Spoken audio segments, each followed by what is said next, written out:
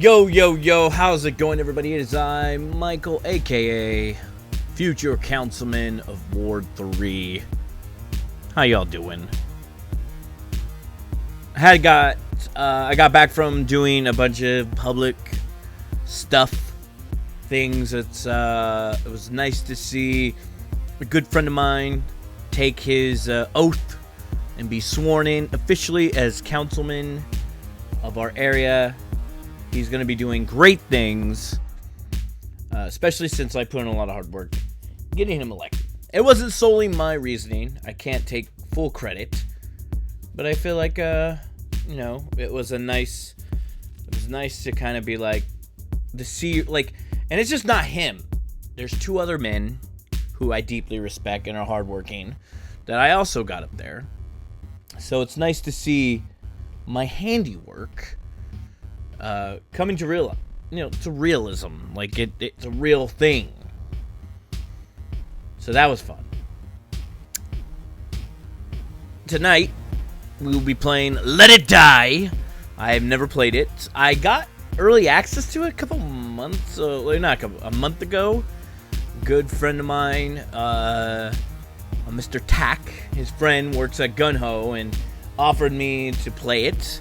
But I couldn't make the arrangements to head to their studios, so... But I kind of like it. I dig Suda 51, even though... he's not, like, completely involved with it. It's kind of his, like, brainchild, but, it's not completely a Suda 51 game. But it has that, like, that sort of DNA in it. So I'm excited for that. Plus, it has, like, a bit of Dark Souls-iness to it.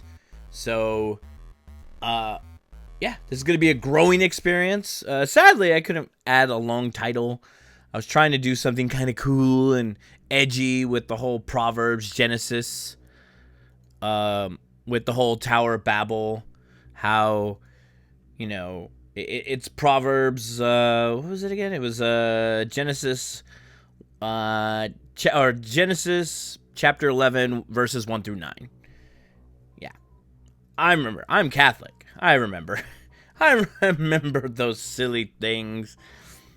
Either way, welcome to the Out of Order Show. This is going to be, yet again, another day of, PlayStation celebration. Playing a PlayStation exclusive. I'm excited to play it. A little bit of warning. I need to stop doing the 12-hour long streams. Like, if I get invested in a game, like, I need to, like, learn how to spread it out. Because I found out, for those watching on YouTube, that my cap is, 11 hours and 55 minutes. Doesn't give me the full 12-hour experience. So, both games, unfortunately, had their endings cut from the final upload. So, I'm going to have to go do it manually through Twitch, chop it up, and then re-upload them. So, definitely want to apologize for that. And I got my first copyright thing because of when I was playing as young Nate in the mansion, and I accidentally pressed the recorder, and I knew, part of me thought, I was like, oh, this is like very old, like. At some point, does like Beethoven and all the great, Chopin and Bach, when does their work become public domain? Right? They've been dead for, just the other day I was listening to NPR, and the top selling album of this year, you would think would be like Drake or Rihanna, but it turns out it's a collection by Beethoven celebrating its 250-year anniversary. So how it works is that for the way that the billboards or the record selling index records is, for every record that's sold, it counts towards a sale. So when there's it's like a 24 disc collection, or 12 discs. I think it's either 12 or 24. I'm not really sure. But it counts as 24 or 12 discs have been sold. So a lot of people bought that stuff. And it's like, who retains the rights to that? Like, it's really old. Like, who benefits? Like, is there a foundation? Is there a, I don't know, a collection? Like, is it governed by a nation? Is it governed by a retainer of the family? I'm just curious. I would like to know, like, when, like, for example, when I'm dead and gone and my silly YouTube videos are still digitally uploaded somewhere, like, is someone allowed to copy my work? Like, I don't care. I'm dead at that point. I doubt my YouTube videos and my ad revenue really, you know, it really matters in the long scheme of things. But I don't know. Music is always going to be tricky. That's why we only play music I'm allowed to play. Thank you, Eric Sapp. By the by, if you're watching on YouTube, his link is down below to his SoundCloud. Listening to his album, not Recollector. That was his last album. God, I'm just like brain dead today. Radiant Glory. Jesus. Anyways, enough of that, about all that nonsense. Let's get right to it. I'm excited to play this game. I downloaded it last night. I know it's a free-to-play game with with transactions and whatnot. So I'm sort of interested to. Whoa, there's an update. Oh, Origin. Thank God. Thank God that updated. Thank God. Because that would have sucked if we were downloading it as we were trying to play Let It Die. Let's see. It's the Christmas update that just came out. Okay, and he did. Alright. Let It Die. Look at that tower. What? What? I have to download an update. Fuck! Why didn't you update? Why did you update while I have PlayStation Plus for a reason. And I put my fucking console on standby for a reason. I have to download a damn update? Fuck. What? Fuck. Come on. Okay. Close. Really? I gotta wait for this. How long is it gonna take? It's preparing. Really? It's preparing. Okay, so what I have to do is I have to do this. Because I can't, for whatever reason, YouTube doesn't like the fact that I'm using this desktop theme. And so every time I try to play music, or it flags it as copyrighted. Because this piano of Eris's theme is somehow, YouTube sucks. I'm just sorry to say. People watching on YouTube, I'm sorry. You should, come on over to the Twitch live stream. I know I play at ridiculous hours, but it's better here. It's cleaner here. It doesn't feel as like icky and like restrictive. Like, see, so the whole idea with the internet, it's supposed to be opening. It's supposed to be another vent of like avenue. And I've recently watched a good breakdown of like why the system of YouTube is not failing, but why people are constantly complaining about YouTube, and why people are just so eager to just kind of blame YouTube for all their problems. And it was a game theory, but it wasn't a game theory. It was just the guy who does game theory. I forget his name, Matt Pat or something. But he was talking and explaining how the trend of YouTube is not how many clicks, but how many watched views, because YouTube, unfortunately, wants to be treated like a television network where they want as many eyeballs on their channel, and the scroll bar, as it were, they want people to watch more. So, H3, they covered how like the trending bar is, it's bought and paid for. Like, there's no real like way for people to actually make it onto the trending. But like the game theorist, he broke it down to where it's like the reason why YouTubers want to complain is because they can't they can't produce content as quick or as fast as like all these established, branded media corporations like NBC, CBS, Vice. So you start to see, the manpower behind the bigger networks are finally kind of waking up to the fact that like the internet is important and YouTube is important to get like your content. Why are you still at 10? Sorry, I'm upset right now. It's just hanging at 10%. Why? I don't understand. Fuck.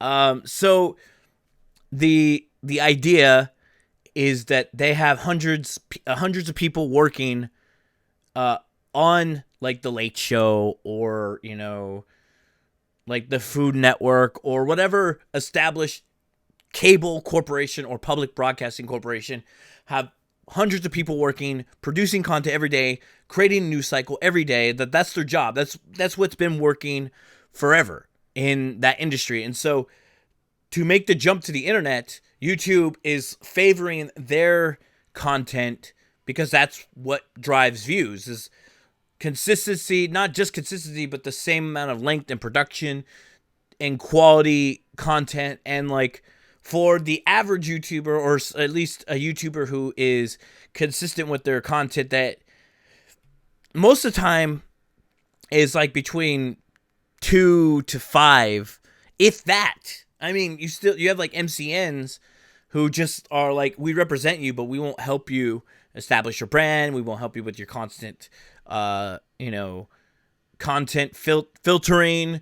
We like, it's tough. It's like, and then like he was talking about how like the constant trend of keeping up and trying to maintain that creative drive burns people out. But like people, like I said, the major corporations, cable corporations, it's not about keeping up with trends. It's about, that's their job. And so it's not YouTubers' job to constantly put out content that is unfulfilling, uncreative. It's a way to embrace and connect with their audience, but at the same time, it can feel kind of saturated, or it can drain them, because most of the time they're like I said, between like big time YouTubers, they probably have a team of like maybe 3 or 5. And then the teams that are just like the one person, like there's just one person that makes all the videos, like edit the videos, make sure that the content is regularly updated. Like they're probably fucking like, their heads are like spinning around. They're like, dude, we can't keep up. That's why it's so funny to see like Twitch becoming more popular, because it's all improv. Nothing's ever scripted. I mean, there is more programming now that's becoming more scripted, especially with all the like ad events, like the ad content. Like just recently, the Got Covered Washington D.C. Coverage, which I'm pretty sure is a fucking huge deal at Twitch, and I really, really wish I was a part of that. But just politically speaking, like I know people in Washington D.C. And, I could have, even though I'm not a big time streamer or influencer, it would have been nice to kind of been like, oh, well, this is my ecosystem. This is what I've been working on in the real world. And I know you want to drive some views with all these personalities. Like you had like esports being represented. You had like broadcasters that have dealt with mental trauma and, mental and physical abuse.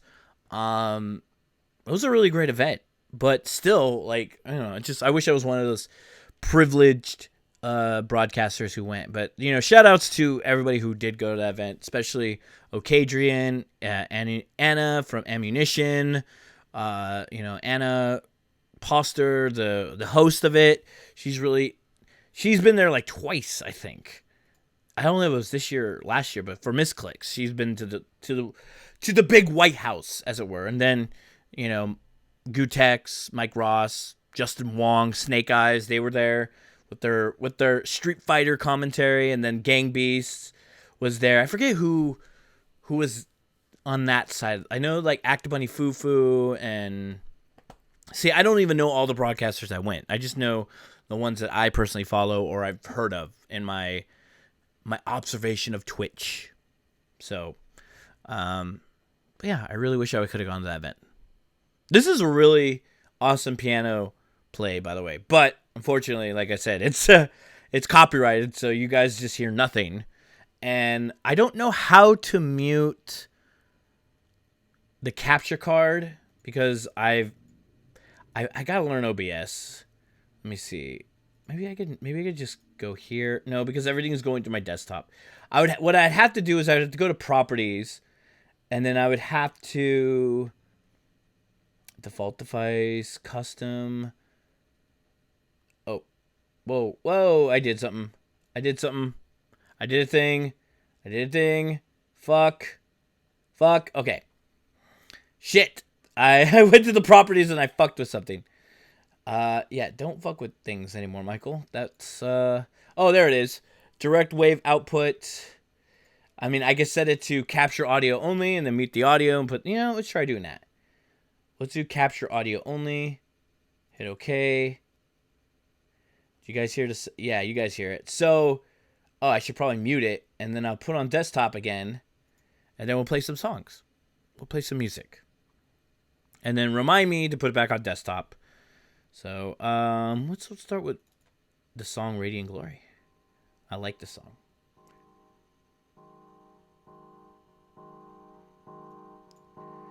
So, yes. What else should we talk about, guys? I feel like we have time to talk. Let's talk about the future. Future's scary for me right now. Nothing too crazy. I'm not dying of cancer. I'm not in any sort of nobody's threatening my life, but my lifestyle might be changing here in a bit. Because not to be bearer of bad news, but I thought this year would be a positive year for the Out of Order show. I thought I could deliver content that people that would be worth supporting, either in views or donations or, enough to where I could apply for partnership. And I was so confident in that, especially since this year I went to E3 under my own banner, my own brand, not in any sort of relying on a different, news outlet or asking for a favor. So, and especially since I thought my coverage during the political, smorgasbord this year with the DNC convention and, doing the snake eater type operation that was the presidential debates were enough. And I was wrong. So I basically banked everything on getting to a point where my content could support me. Even the meager amount of partnership, even now that has become, even though partnership is still super important and it's still kind of the crossing the bridge over to trying to make this into a possible career. Gaming has always been my priority as far as getting, doing coverage, writing my opinion. Basically, gaming has been my all driving goal for the last 6 years. And every single time I've attempted, I've always had a backup plan of some sort. And I've realized now that it has come to the point where those backup plans, those alternate streams of revenue, whether it's the smart thing to do as an adult, you need to have. I couldn't have treated this like a job because this job wasn't giving me anything for it. I mean, I love how it fulfills me. I love how hanging out with guys really makes me want to be a better content creator and a better entertainer and flex my personality and my ambition on you guys. But at the same time, I always felt like the side gigs or the side jobs were removing me from that position where I was I'm not really connecting with my broadcast. I'm not really connecting to my community because everything Everything is during community time. Everything's during broadcast time. And that's the only time I feel like I can ever really connect with you guys, the broken. And it really sucks because I want to do as much as I can to reach out and be a better broadcaster. And there's been plenty of people who have tried to advise me or tried to give me advice on like, oh, go to smaller communities, like be more vocal in other people's chats. And it's kind of like a, well, yes and no. I am involved in other people's chats. I am involved in the communities, but those communities are bigger communities because when I first joined Twitch/Justin, they were small communities and now they're bigger communities, and those bigger communities are like the trend on Twitch. So it's like, I don't want to give up my relationship with the bigger streamers I have watched over the years. And so am I supposed to just quit all that and find relatively new communities to join to cross-pollinate? And that to me seems really disingenuous. Just communicating with other smaller broadcasters just to in hopes of, kind of fishing their viewership over to mine. Like, I don't find that at all to be like great. It really, what you're doing is literally fishing for, like I just said, fishing for other viewers so that they can come over to your channel. And like, yeah, some of the bigger channels, like I kind of explained this a lot to people in politics, kind of relating to Twitch and broadcasting, is like, in America, the middle class is kind of falling out. So the mid-tier streamer, people who have, worked really hard, fostering their own niche communities or their own, niche following, they've always succeeded because their following has always been loyal to them. But then it comes to a certain point where like there's like, I know people who like, they say they can't, like they were at one point subscribed to like 39 followers or 39 broadcasters, and like as the pool is widening and as more people are getting partnered every single day, like it's harder to kind of keep up with those like mouths to feed, those like, ooh, me, like your attention can't be spread out that far, and so you're stuck with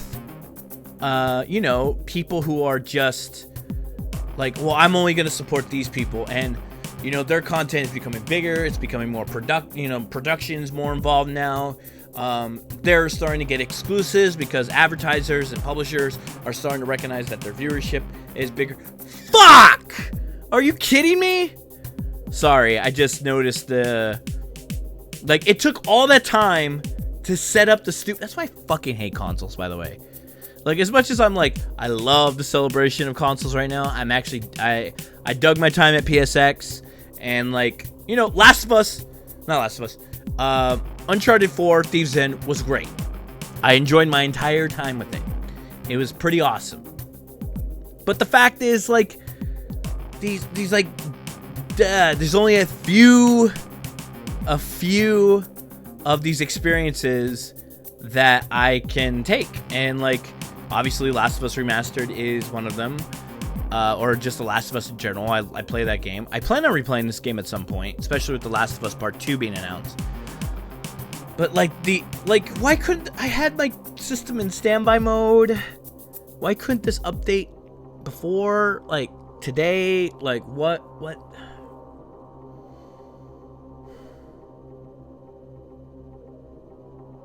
Fucking consoles, am I right, PC Master Race? I would have had this shit, like, when I start up my PC and I click on the Steam, it automatically updates all my shit that needs to be updated. When I click on Blizzard, Battle.net, it updates all my shit. When I go to Origin, I click on it, it updates all my shit. Like, come on, guys. You Sony, PlayStation, you're basically like mini-sized computers in boxes now. Like, get with the times. You have to I even had the subscription service that's supposed to update as my shit's on standby. So why could you update the shit while it was All right. So what was I talking about? was talking about, oh yeah, Twitch becoming, the middle class, like the mid-tier broadcaster, they're kind of bottoming out because as there are more and more established partnered broadcasters, bigger broadcasters who get the ad exclusives or the content exclusive stuff, are taking away from the mid-tier, and the mid-tier I've noticed their views are dropping and dropping and dropping, and they're consistent. They have a set schedule. They have, they follow a format to their show, to their viewing audience, and it's because they don't have the same,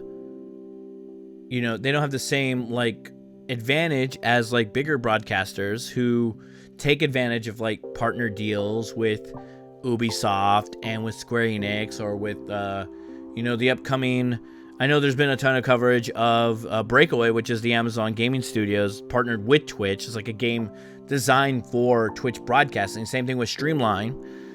But that one's like, and then like the big Twitch event with the Amazon Fire thing in Las Vegas, where they just had tons of Twitch broadcasters compete for, what was it, like $55,000? Like, so no general competition, just a bunch of, partnered broadcasters being able to come together, and one of them coming out with a $55,000 like grand prize. Like, I don't know if it was like for their set charity though, or it was like cash money in their pocket. I didn't really keep up on it. And like, our people who play H1Z1 who just got the Kappa tournament or whatever, like, those deals allow you to expand your audience, because you're like, Twitch still, much like the old YouTube days, if you're on the front page, like, it is already proven that you get more viewership. I mean, the Twitch partner spotlight this week for that bronze girl, which, by the way, shout out to her. She's amazing and cute to boot. She's been like, this is great. This has been an awesome opportunity, like, for my community. And it's just like, just because of that front page, spotlight, just to be on the front page just can change the way your channel grows. And like, what separates the good from the bad are, people who can, withstand that much, like audience fluctuation coming in. And, that's how they become, better broadcasters, better personalities, to kind of still pay homage to that viewership, but still kind of deliver great content. Sorry if I feel like a little bit ranty right now. Just, I've had a lot on my mind.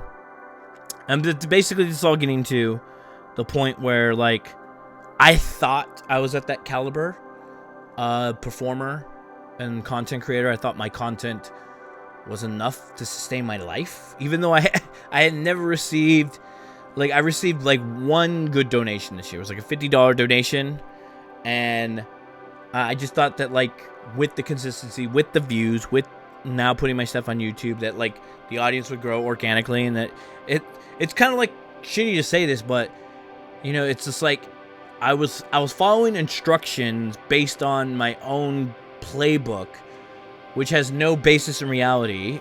But I just figured, because it's like kind of the, what general streamers tell you, like, and I've heard the hard pitch, and I've heard the, like, what big streamers tell you as far as like, oh, be consistent, have a schedule, make sure to thank those who like follow the channel, make sure your quality of your stream is really good. And it's like, I follow those, A to B, C, D, E, F, G. I follow all those instructions, I would say, to like a 90% degree.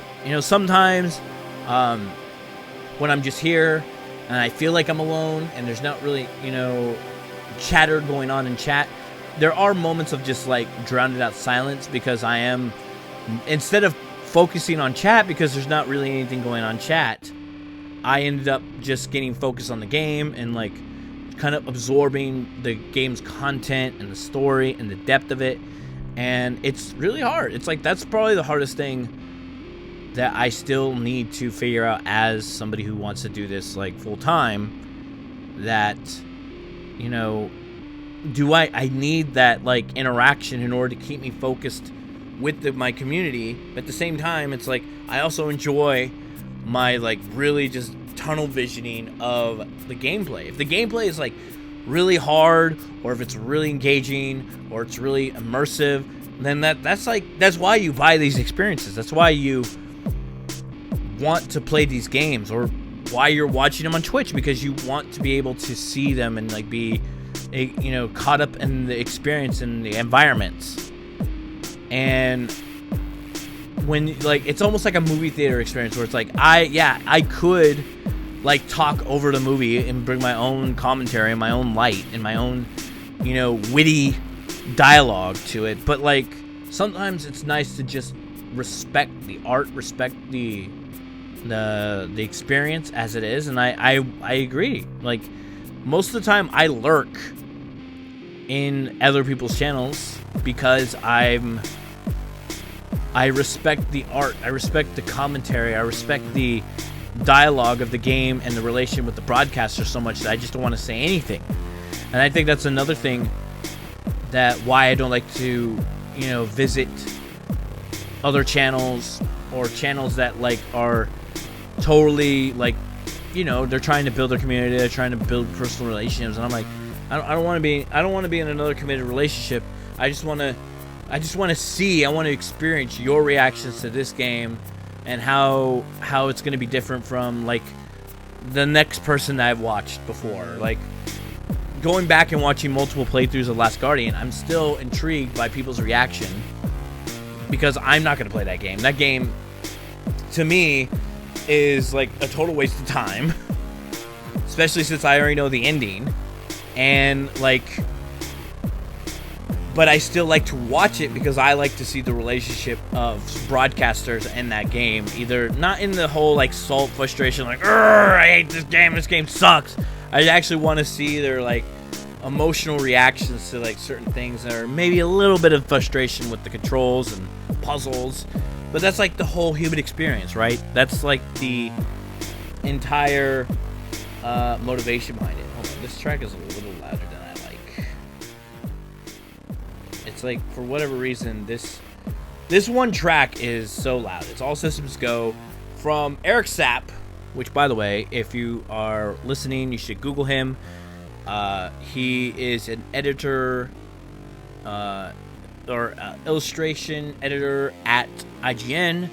Most of the stuff that you see, the artwork design, is primarily from him, and he's a great artist, and he's a very talented musician. He's put out multiple albums, EPs. This one is Recollector. I don't think you could get this one anymore because it was on his Bandcamp. But recently, if you go to his Bandcamp now, you see his latest album, which is Radiant Glory. And I don't know how you can get a hold of the Recollector. Maybe he might have uploaded it free somewhere, because it's not in his back catalog of stuff. So, who knows? We'll see. Other than that, I don't know what else to talk about besides, the things going on in my head.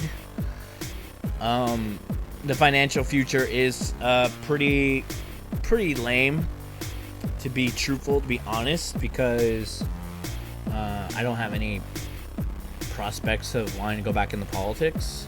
I felt like this year really left a sour taste in my mouth as far as driving the political agenda. I wasn't the guy necessarily behind every crucial or negative thing. I was just like a facilitator of service between parties, between representatives and delegates and stuff, especially the whole DNC like nomination thing, and people on the burning camp feeling like they were ignored, or their votes weren't counted, or they were forced out, or there was a lot of issues there, which is all true. Like, that's part of like the whole thing I don't really like about politics, was that even after all that, like right now, the big issue in politics right now is like Russia compromising our election. But it's not even like they didn't literally try to manipulate the vote. They just tried to persuade or influence our decision making. And I'm sorry to say that if if you're influenced by ad revenue or ads or like false news articles and stuff like that, then like that's my biggest problem with the American voting system, is that every idiot is allowed to vote. And I think that's like stupid. Like, call me a fascist or call me a socialist, whatever spectrum, or communist, whatever side of the needle you want to place me on. But like, the fact is that there are times where I just feel like, oh God, please don't let this, and it's like on both sides, both rich and poor. So I'll give both examples. Like this, a lady, a single mother with, not even a high school graduate, has like 6 kids, living off, child support and, government health care or government welfare or some sort of assisting program, and they're totally taking advantage of it rather than kind of like learning from their lesson of like 4 different baby daddies, and like just spouting their ignorance of like not giving a fuck and just wanting for themselves, and how I will relate to the rich entitled person who doesn't want to, because he is rich and because he feels like he's above or up this individual, male or female, they feel like they're above the influence, and they'd rather live in their own little, culture bubble, surrounded by their own privilegedness and their own ideas in a vacuum, and not having to, they don't want their message or their atmosphere or their culture being diluted in any way. So when you try to impose any sort of like ideas in their world, they're like, I'm rich, I don't need to hear from you because I've already succeeded, I've already made it. Like, there's nothing that you could say or do that can dissuade me from my ideas, because obviously I'm the right person here in the conversation because I'm rich and successful.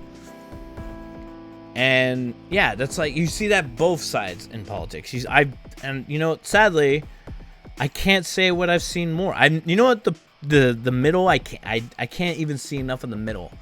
Like, I want to see more of the middle. I want to see more people who are like engaged and who are, want their concerns here, even if it's like trifling. Like, yeah, I care about, if I had to pick between like catering my abilities and my thoughts, like, I'm definitely gonna cater to the women with like 6 children who's living on government welfare, because I feel like I relate to that system more than I ever will living as a rich entitled person. Like, they got problems, but most of it is like superficial and made up in their own head. Like, that's like their problems. And then the problems of poor folk, they're poor because they don't know if they're gonna be living in a house next day, or if they're gonna be eating next day, or most of the time they don't even know if they're gonna live the next day, depending on how bad their situation is, especially living in a broken neighborhood, or in a neighborhood riddled with crime and excess and just underserved, underprivileged areas. And so my point being is, I relate more with poor people.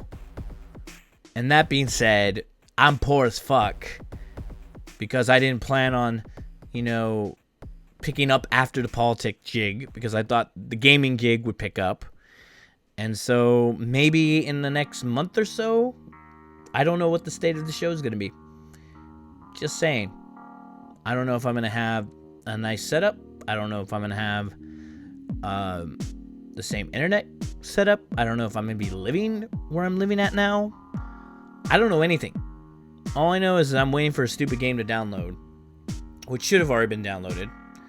And it scares me. It scares the shit out of me.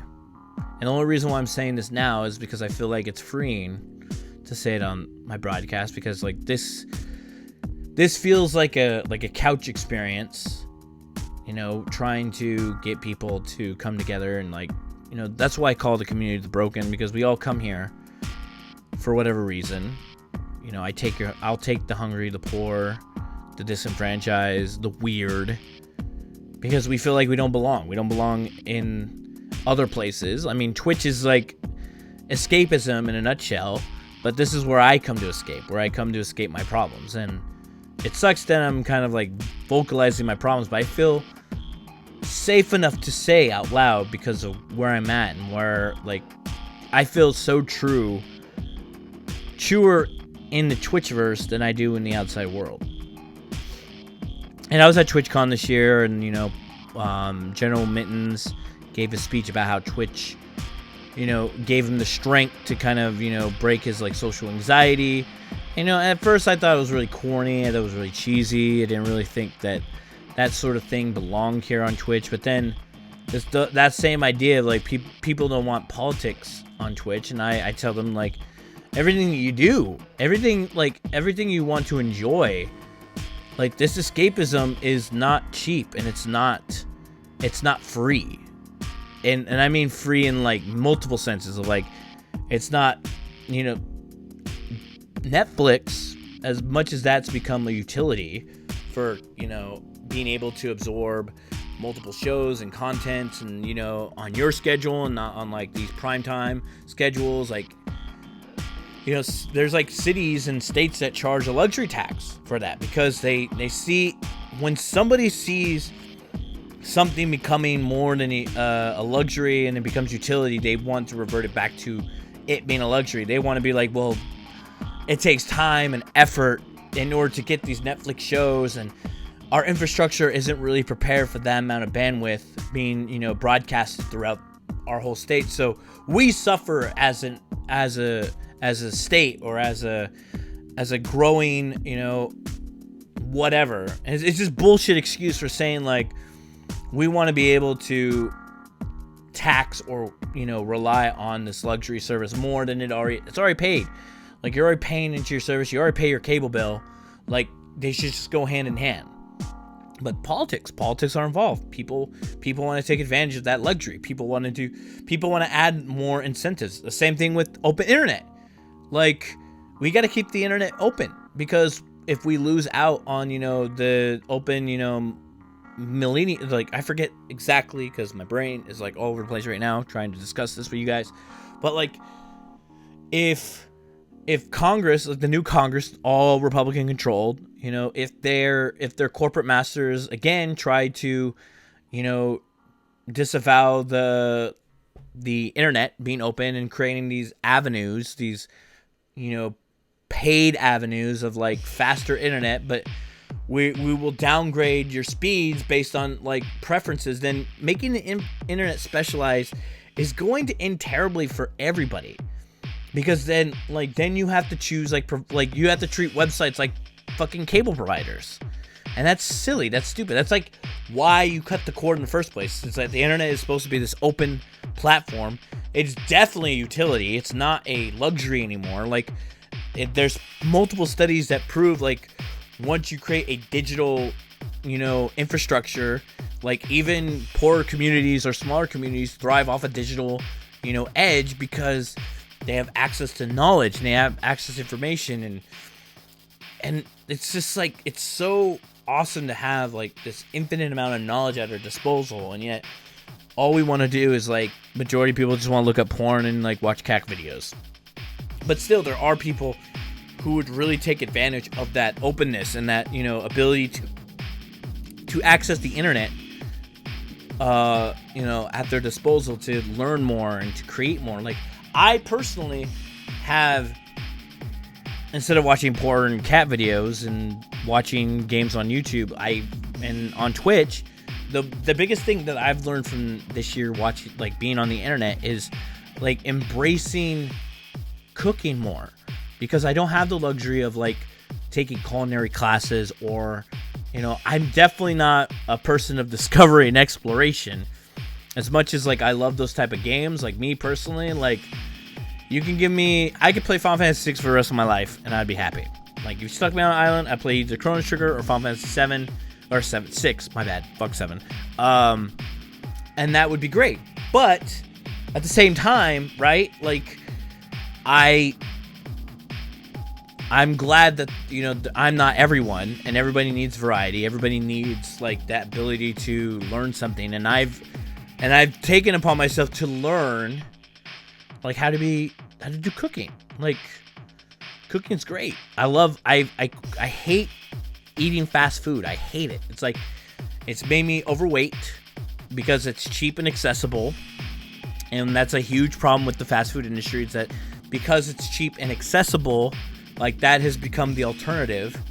And so even making like I can make macaroni and cheese, I can make simple dishes, but like going the extra mile and trying to craft something that is to your liking, yeah, it takes time and it takes a little bit of effort. But I think the scariest thing for a lot of people is they just don't want whatever they're buying, whatever they're attempting to make, come out bad. Because if you want to eat something that's good and you want to make it, like, you want to make it good so that you enjoy it, and you don't want to waste, like, if you don't have if you just read it on paper or a cookbook even, like, I'm somebody who can't learn, like, it takes forever for me to learn through books, because books are just words, and because I have dyslexia, words to me just, like, get in my brain, and they just get all jumbled up inside, and they're there, but it's kind of like the soup.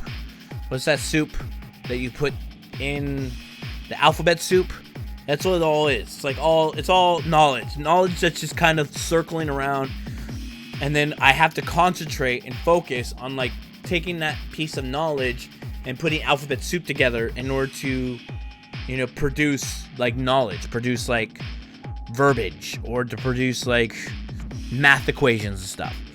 But if I see it, if I'm able to see something in action, like somebody solving a problem using calculus or chemistry, or putting together an engine, or, like, I'm a very visual person, and so even through watching Twitch, I've become a better gamer, because visually I can, even though it spoils the gameplay a little bit, because you know exactly what to do in certain situations or how to react. Discovering controls is part of the immersion in video games, but the idea that I learn how to fight bosses, or I can become a better fighter in the game, or better competitor in a game, because I've learned how to, like, not only the button mapping has been explained to me, but I visually see the reactions and how to time things better, has made me a better gamer. And so it's made me a better cook, because I see how meals are being prepped.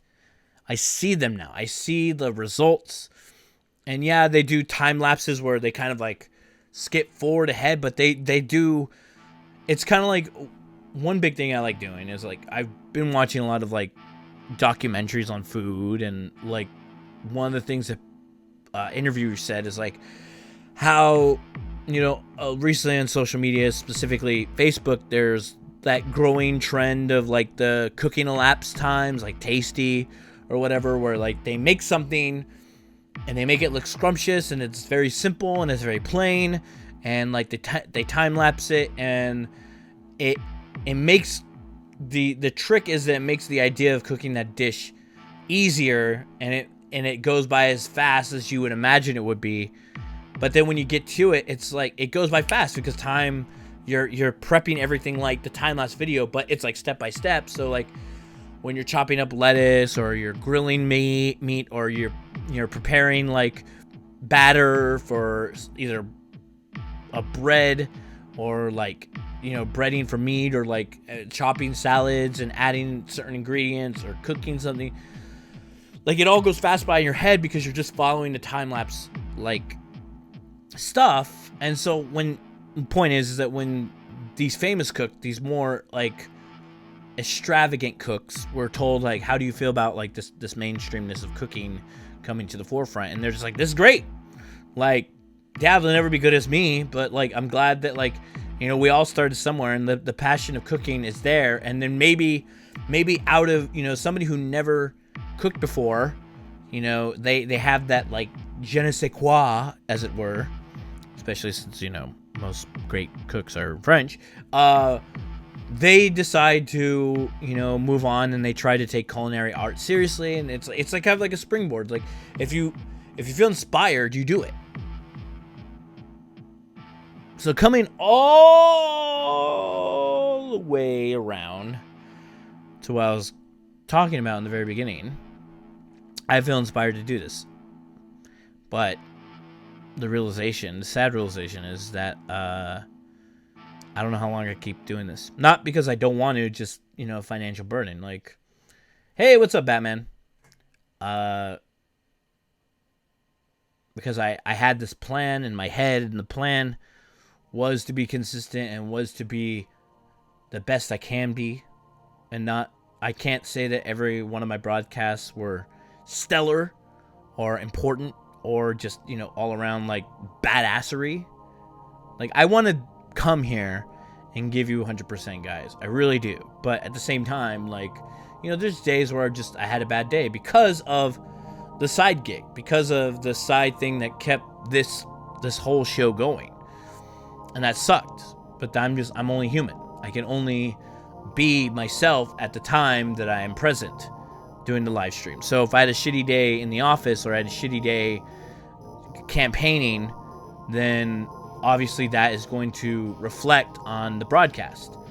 And so that's why I felt like so passionate about, so confident that by the end of this year, by the time the whole political season was over, that this would be my new job. This would be my springboard into gaming and the gaming industry. And I thought this would sustain me, but obviously it didn't. So I'm just explaining now that, like, I really, really like doing this. I really love doing this. I mean, there's been a lot of controversy about people saying, like, oh, well, how dare you think you're an idiot to, like, quit everything to become a live broadcaster. And, they'll go on their whole rant about how, like, they had shitty jobs and they were still full-time broadcasting and it took time. And I'm like, yeah, that's great. I hear all that. But, like, that's you and that's not me. And I'm an asshole and a dumbass for, not planning a backup for when everything was over, conventional wise. Like, I don't want to go back to politics, guys. And, like, that's all I really am qualified to do. And so, besides this, I feel like I'm qualified to do this more so than I am with politics. By the way, Batman, I'm going. I'd had a little bit of like a truthy moment because we had time, because I was going to play Let It Die. And then, I installed it like 2 days ago and I was really excited to play it. And now when I click on it, it says updating files. So now we have 34 minutes left to update.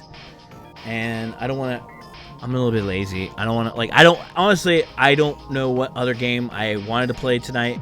I thought about playing Old Hunter DLC stuff, but that's going to drive me crazy. And I didn't think that was, like, appropriate for me to play at this very moment, especially because I got off from playing, like, back-to-back 12-hour marathons of 2 games, both Final Fantasy 15 and Uncharted 4.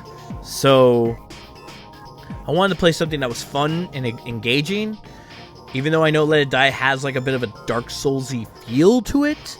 At the same time, it could be enjoyable for the most part. I just didn't want anything, like, rage-inducing, basically, especially since I've had this, like, sort of thing on my chest I needed to get out, and I figured tonight was the best time to get it out as we wait for the stupid game to download. Kind of like a mini confession of, like, I have everything paid off right now. I have my rent paid off. I have my internet paid off. I have my, but, like, soon my subscription services to, like, let's say, like PlayStation Plus, that's going to be a lapping here in a bit, ends at the end of the month. Same thing with Xbox Live, and I've gotten tons of great games from both of those services, and I have played online on both of those type of services. So it's like, well, that's like $100 right there. And then, like, of course, I have Amazon Prime, which gives me Twitch Prime, which is a way better alternative to Twitch Turbo, because you get a whole slew of services attached to it for the same amount of price. But, like, I don't know if I'm going to have, like, rent for next month. I don't know how I'm going to pay my internet next month, because I don't really have anything really lined up for me as far as, like, a job. and doing the unemployment thing, I've already done that, and it's like already been tapped. And so it's like, well, I've already exhausted my unemployment, and I've already, I had, like, when I ended my unemployment, I had exhausted it. So by the time I file again for this, like, payment cycle, doing all my campaign stuff, it'll probably be less than what I've earned. So it wouldn't even be worth it, because I probably didn't make a lot. I made a lot of money during my politics, but not enough to where it was like they file a certain amount of time and yada yada yada. So it's scary. It's a scary time right now for me, and I'm just being honest and truthful. And that's probably not what you guys wanted to come here for, and I get that. But I'm just being truthful and honest because I have the time. I have the airspace for it. Besides that, like, let's talk about stuff coming up for the channel. More stuff for the channel, I guess. One of the things I plan on doing this week on the podcast is doing our game of year. Talk about the games that we like, probably the games that we should have liked but were disappointing, and just overall games that we probably would have played if we had the time or the money to play, but things that we kind of want to put on the radar for next year in some capacity. I know I played a fair amount of games this year, but most of them were either, there's a lot of them that I could say that were bad, but, I enjoyed my time with most of them. There isn't any, like,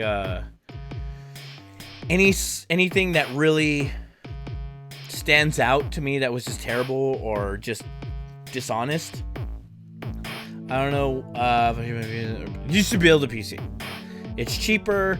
It's kind of scary, but, like, PCs are like grown-up Legos. You buy the parts, you put them together, and then you click the on button, and you see if you did it right or not. Now, what you want to make sure is, like, you have at least, like, what I did was I had a buddy come in and help me build my PC. A guy I really trust, Fignuts, if you don't know. And yeah, Uncharted 4 was good. Uncharted 4 was amazing. I just beat it not last night, because last night I took a break because I had to. I was so tired. I beat it on Monday. I beat it on Monday night. I was going to play it, like, all this week. I was going to break it up into sections, but that game is just, it kind of tricks you, because there's no like stopgap in between chapters. They kind of roll things over, like, organically. Like, the title screen rolls over as you're playing the game. So it's like you can play it non-stop, which I did. I played it non-stop because there was no definitive, like, break. There was, like, one part where you could have been like, all right, we can stop. Thank you guys for coming out. I'll see you guys tomorrow. We'll continue to play through. But I was so intrigued by that next chapter, that next part of the game, that I was like, oh my god, I need to continue playing. I really need to get into this. And so, that to me is, like, why I played like 13 and a half hours. It sucks that I played it on hard, and the hard part of the whole entire game was that last section where you're fighting with that dude with the swords, and it was basically like a quick time event without having the, like, buttons tell you which time you had to press. You had to, like, physically see right or left or right. And, like, yeah, the graphics were good. I really wish I could have played that on, like, a 4K resolution PlayStation Pro, but that's all future shit that I won't get anytime soon. Dude, why is this chapter or this song is so... I love Eric, man. He puts out some really great music, but, like, the scope, he doesn't know how to gauge his volumes. Like, there's some tracks that are really quiet, and there's some tracks that are just really loud, and these are one of them. One of the tracks, so I have to talk a little bit louder than I should, just so that I can talk over the graphic, or over the music. Whew. That was a lot. That was a lot to digest, wasn't it, guys? And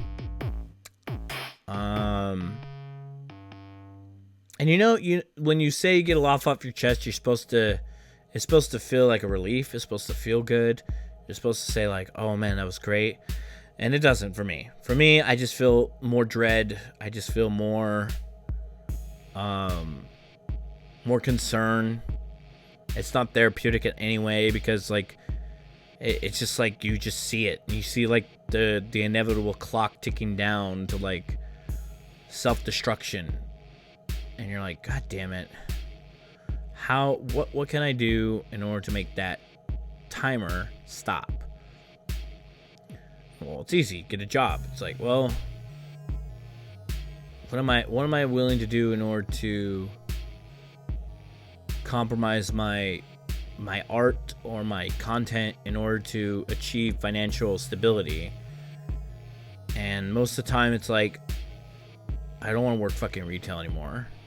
I did that shit. It's stupid. It's done. If I had to go back to politics, which that's always an option, it's not going to be easy because for the majority of this political state right now, Democrats are not on their high horse right now. They are in California, where I'm from, but those people who retain their seats, retain their constituents, you know, they've already had their staff picked. They're not cycling out any sort of new blood anytime soon. You know, we were safe in California. People who work in politics already were safe, but people who like left the state in order to join bigger campaigns, the campaign trail, I feel sorry for them because now they can't return back to their cushy political job because they thought they were going to be working in Congress or in the White House or some firm in Washington, D.C. And now that the majority of, you know, the seat of power is controlled by the opposition, Republicans, like, they're just as fucked as I am. And they're more qualified than me. So then, like, not only would I have to compete with people who are more qualified than I am, I would have to compete on a level where, like, what would I have? I would have to work twice as hard just to get something that is meager. And that means I would have no time whatsoever to do this gig, which I love. I love doing Twitch. Twitch is like the one thing I want to succeed at. Like, I've tried doing YouTube. I've tried doing other, you know, writing, freelancing, and I never really found them. I found them enjoyable, but I could never. Twitch is still relatively new in the mainstream sort of sense. It's becoming way more saturated day by day, and it's like, well, if I quit now, then I'll never make it. I'll never make it in anything, because day by day, more people are joining Twitch. More people are opening up themselves, creating more content, better, faster, stronger than I could ever keep up with. And it's like how do they do it? How can they just become like full time overnight? Like, what do they have to do? What do I have to do? It's like, these questions are like what's ringing in my head right now, and it's like driving me crazy. But I don't know where else to talk. I don't know where else to. It's like I can't talk to anybody about this sort of stuff in the real world because nobody fucking understands it. Nobody cares. To just be like, just get a job. Like, quit your bitching, get a job, and that's that. And I would be the same way too. I'd be like, why are you doing this? Why put up with all this, you know, this oh, your love for your art, or oh, love for your community, or oh, like, why is this so important to you to do this to the point where you are basically going to be homeless in a month? And because I could be homeless in a month, straight up. I don't have anywhere that I could go where I could be myself. I'd have to like completely be another person, and I don't know how to do that anymore. I liked where I'm at. I liked where I was living, and then I moved here, and I like it even more because it's isolation. It's isolated. I get to be as loud as I want. I get to be as obnoxious as I want. I can stay up as long as I want without having to either be a bother or scared of somebody. Yeah, it's small. I do admit my place is pretty small, but it's mine, and I like it. But at the same time, wherever I go, however I make it, it's not going to be the same.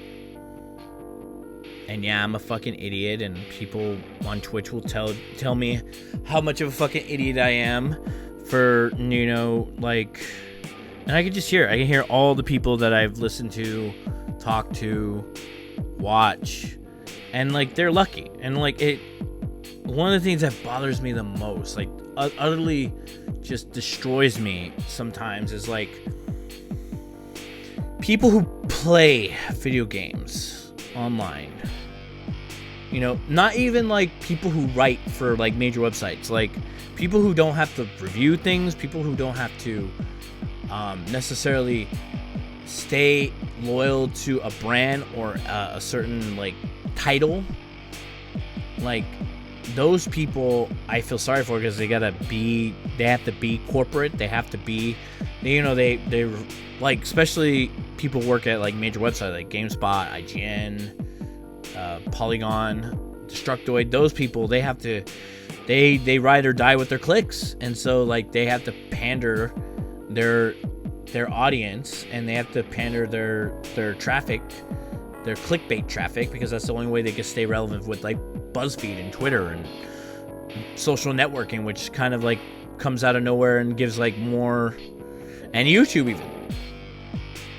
But people who just play games and they just bitch about, oh, I hate it, and I just wish I could stop, like I just need a break. And it's like, I understand taking a break, but like bitching about the job that you do, it sickens me. It fucking makes me just so upset to hear any one of these broadcasters bitch about anything relatively important. It's like, there are people who I know bust their ass trying to make this their thing, to the point where it's like they deserve it, and like for whatever reason Twitch doesn't see it, and Twitch is the final like gatekeeper to your content, whether you can be partnered or not. And then like, what then? Like, what happens after that? You just basically become like, you just get ignored, and you tell yourself, it's like, if all the hard work, because this is people who like, you can't, it's kind of like the double-edged sword, right? You can't say you don't want to treat this as a hobby, because if you treat it as a hobby, then you don't put the quality of yourself into it. But treating it as a job, people like, you know, partnered broadcasters who have established their brand, they go like, well, you can't treat Twitch like a job either if you're not getting paid doing it, because you're just an idiot. And it's like, then what do you do then, Mr. Know-It-All? Tell me how it really is, and then I'll do whatever it takes to succeed. And they don't fucking know, because nobody knows how to make it on Twitch. It's the Wild West. It's so fucking random. It's so chaotic. It's so saturated that at this point, the only thing that is true to your content is to be yourself, to be legit, to be on constantly, and pray to God that the people who are watching will show up the next day. Like, that's all you can hope for.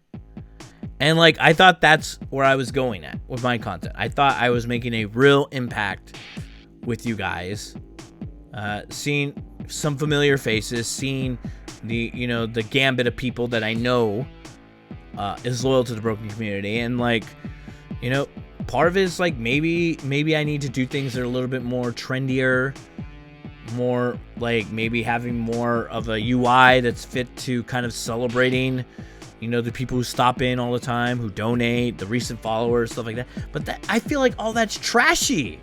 That's like like, there was like a good thing. I remember Lethal Frag, a guy that I really respect. You know, he has a very minimal UI. He has a very minimal like stream. He plays almost the exact same games constantly. He has the same sort of formula, just this kind of hangout, chill environment with a little bit of kookiness every time he wins in Bashi or in Binding of Isaac or FTL, especially with that soul stare. You gotta love the soul stare. I find that the soul stare is probably my favorite part of his broadcast. He just looks at you and he just goes like this. He just like, just stares at you very quietly.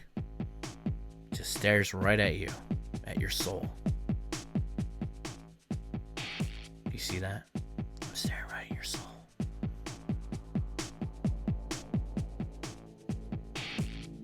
And then he does like a smile and he's like, what's up? Like, that to me is just like, that's charm. That's like really charming to know that he does that sort of stuff. And like, you know, like, we all learn from other broadcasters. We all learn to build a broadcast based on our broadcasting experience. That's how we learn to do everything in life, is that we've retained and learned from other experiences. And so at this point, I'm so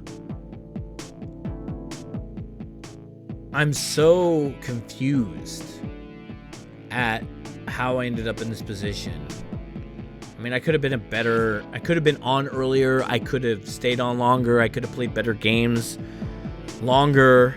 But at the same time, it's like, this is like, I put myself in this broadcast day by day. I try to, at least. Sometimes I put myself more into it than I should. And I let some opportunities fall, like slip through my fingers. And it bothers me. It does bother me that I can't be... I'm not a word enough broadcaster enough yet to feel like I'm a part of something, part of the partner scope, and kind of build off that and like build a better audience. And like, I'm not trying to reinvent the wheel here. I'm not trying to be like the Lyrics or the Summits or the Tim the Tatmans of Twitch. Like, that'd be great. That'd be fucking awesome. Like, everybody wants that. Everybody wants to aspire to be like those guys.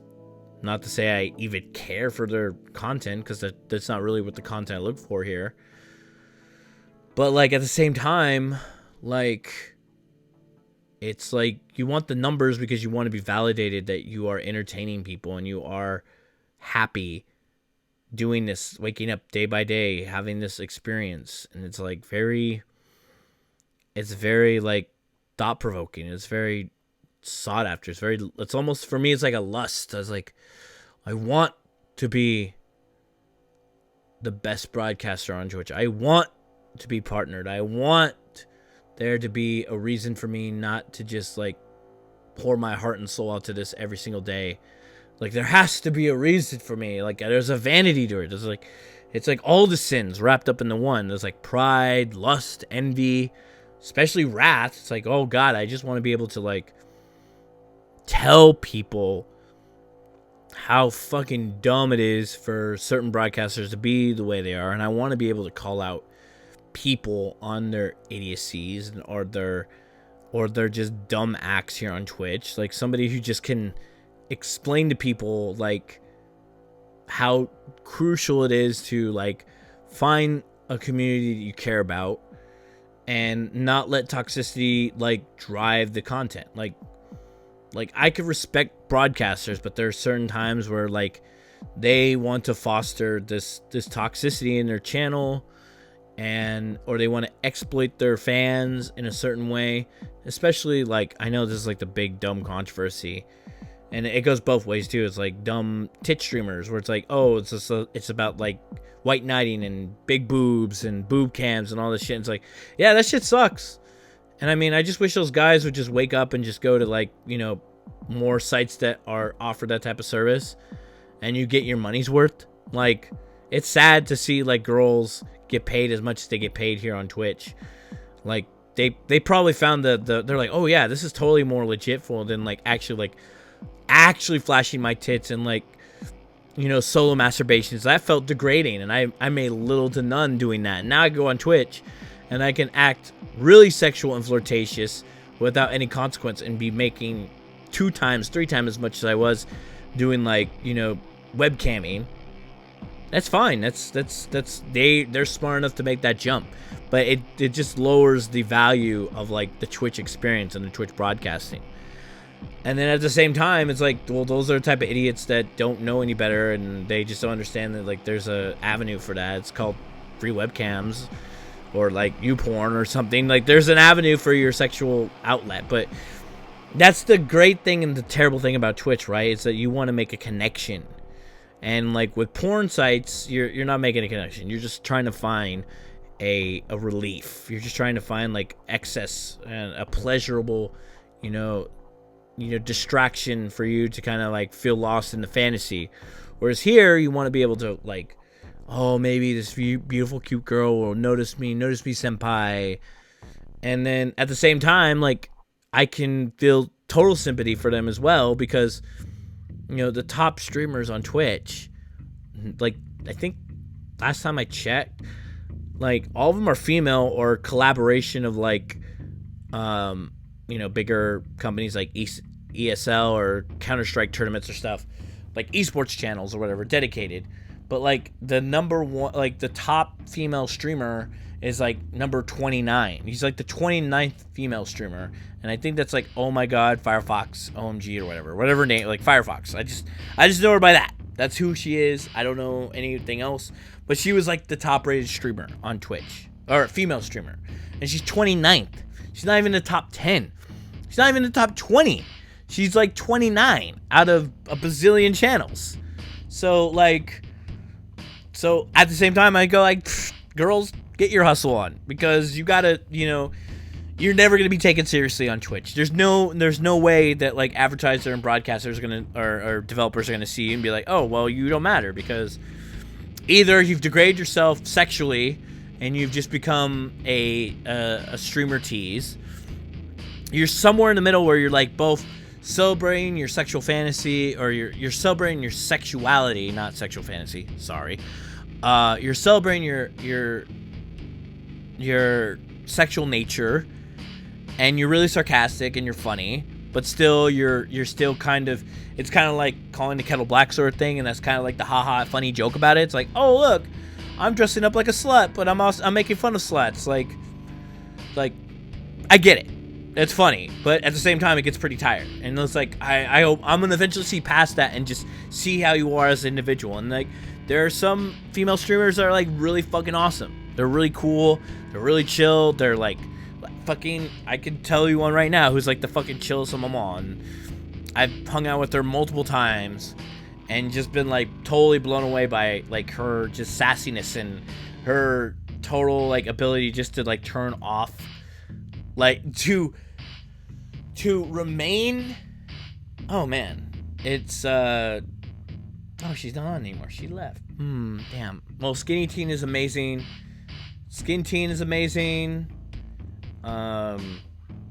Zombie Unicorn's fucking amazing. She's fucking hilarious. I fucking love her. She's the best. But Lex, Tyrannosaurus Lex, she's amazing. She's not even partnered. She should be partnered, but she isn't. So I don't know.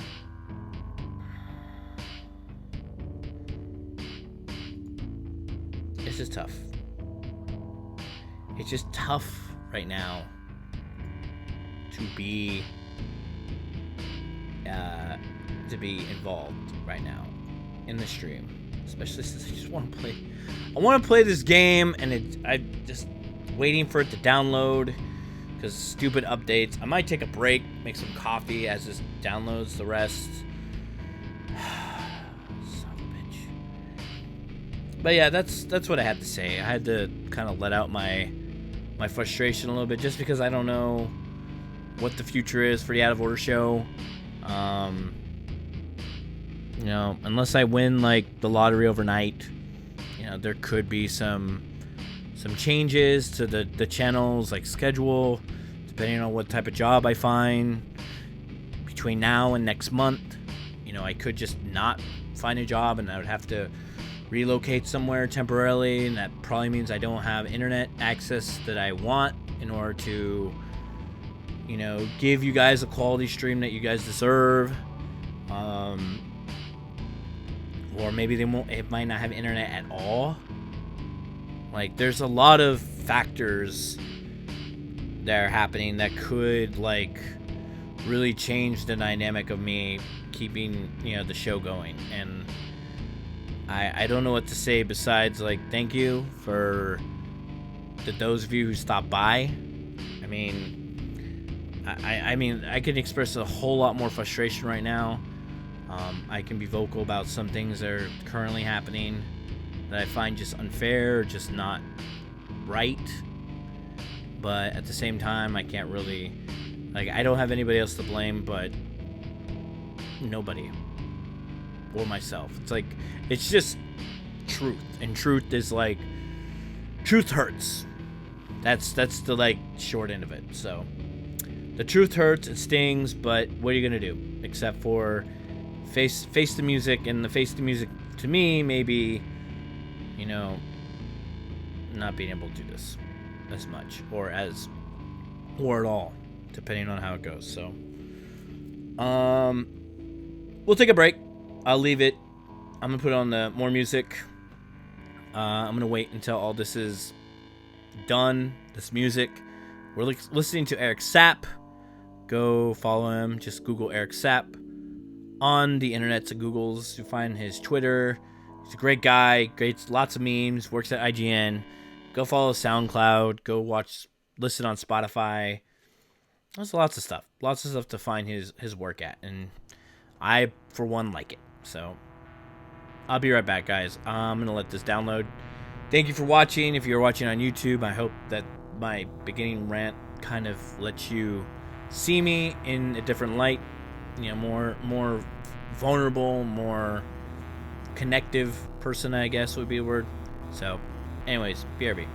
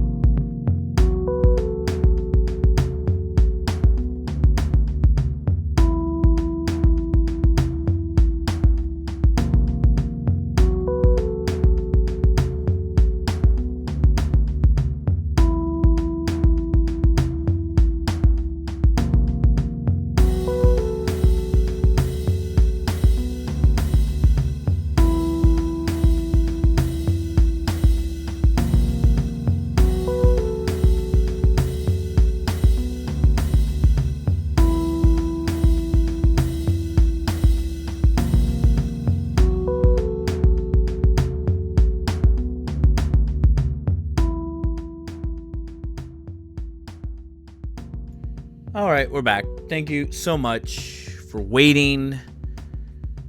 I had to wait for Let It Die to update. So let me just go back to here. Let's go here. Properties. I gotta switch back to capture card to wave out.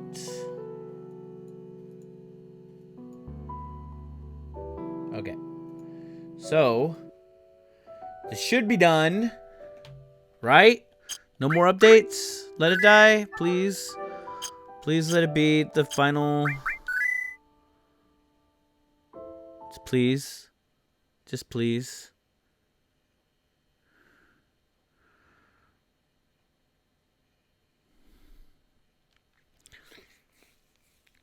Hey, you're still here. Thank you, man. Appreciate it.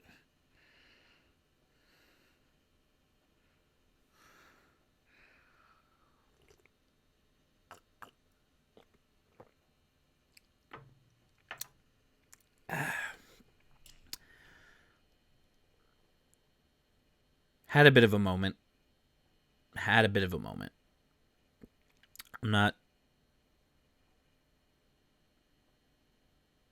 gonna say why, because it's pretty powerful. Ah! Ow, gun-ho. I was having a moment, and you just went on and you were all loud and shit. I was having a moment with my when you can barely see him, yeah, right there. And you just went all loud and shit, okay? Shit. I'm pouring my guts out and shit. Alright.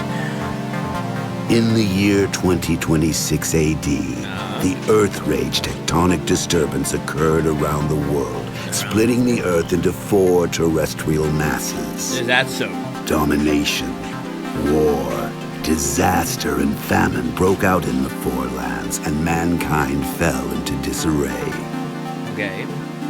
In the center of the world, a single tower rose steeply into the sky. It was a great structure looking down upon the Earth from the heavens above. People believed that it held the key to the future. It became known as the Tower of Barbs, a place at which one could come closest to God. Is that so?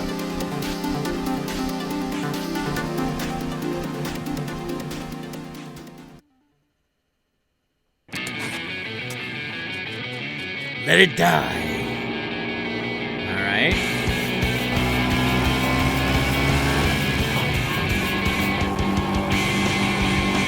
Hello. I like those high hills.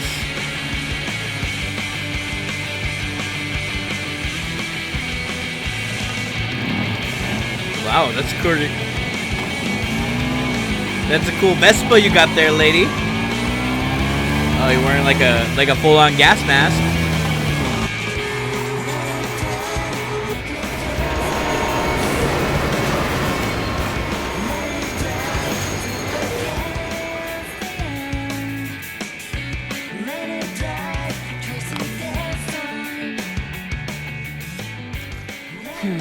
Another new arrival. Yeah. Looks like things are about to get busy around here.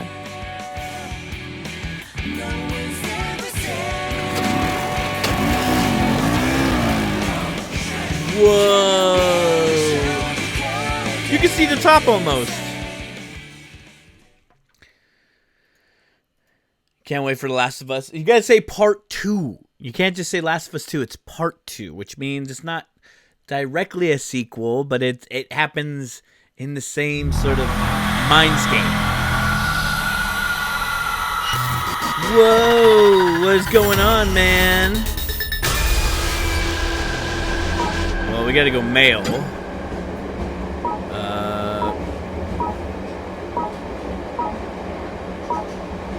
Is there a way to, like, customize, bro? I'm thinking more like this guy. Oh, shit. What the hell happened to him?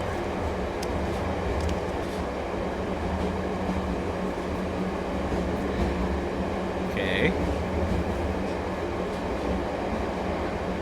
cruising on a skateboard.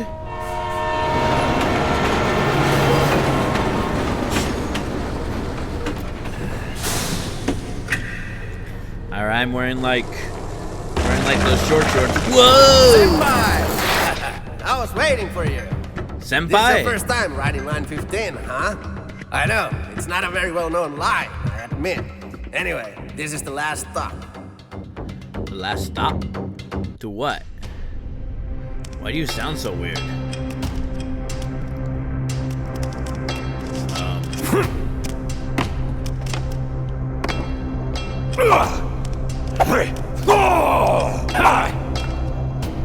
Alright. Where am I supposed to go, man? You just follow me around? Okay. Oh. Oh yeah, here, take this. It's called an underwater Rolodex. And it's super important. Super important. Made in hell. I forgot to mention, my name is Uncle Death. I Uncle have Death? a feeling we're gonna get along just fine. Dude, teach me how to grind. Well, I was about to say teach me how to grind, but you're not really all much of an expert either. Are you okay, Uncle Death?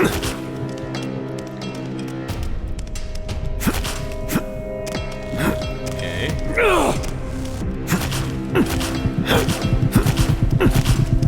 What the hell? Oh, my heart. So apparently there's a stamina gauge, but I don't know how to gauge it correctly. Okay, that's block. Is there a run? Is there like a run, man? Oh, there is like a run. Oh.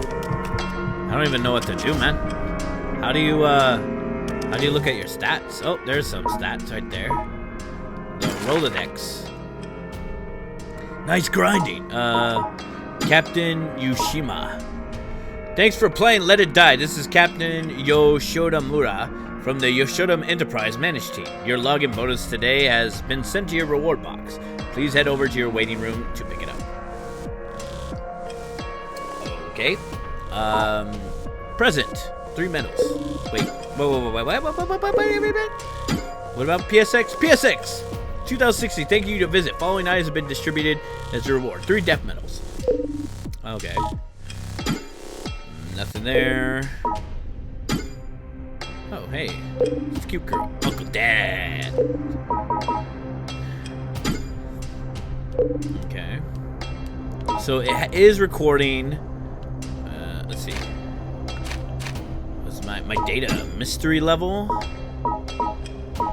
Mystery level. Oh, mastery level. Not mystery. Mastery. My quest. Okay. Let's see. Picture book. Decal book. Bestiary. Mushroom collection. My collection. Tales from the Barb. Tutorial. Let's see. How do I exit? Oh. Close. Okay. Config. Subtitles on. Okay. Alright. Let's go. Alright! Okay!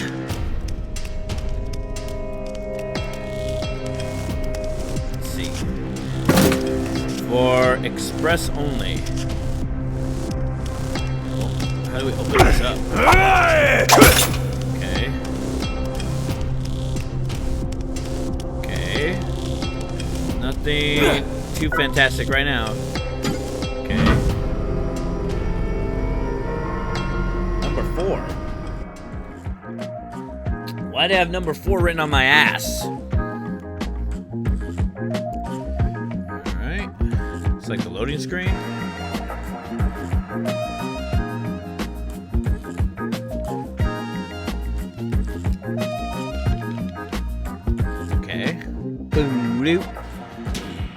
IKEA Gara.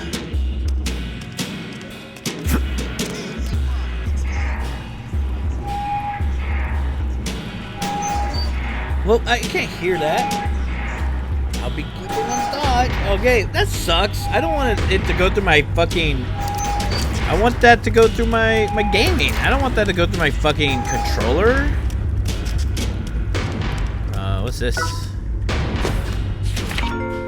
How to operate. Dodge guard. Oh, god damn it. Alright, well, what? That's cool. That's cool, I guess. Let's see.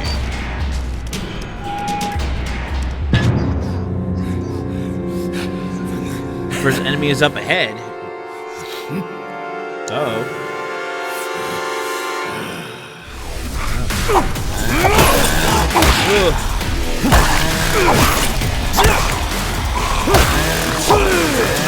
Oh, my back. Come on.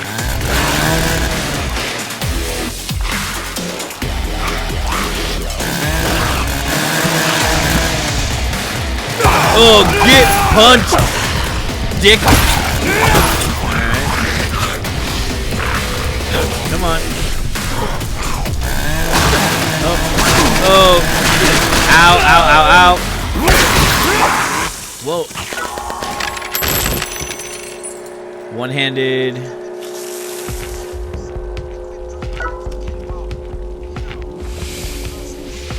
Okay, how do I... Well, how do I pick it up?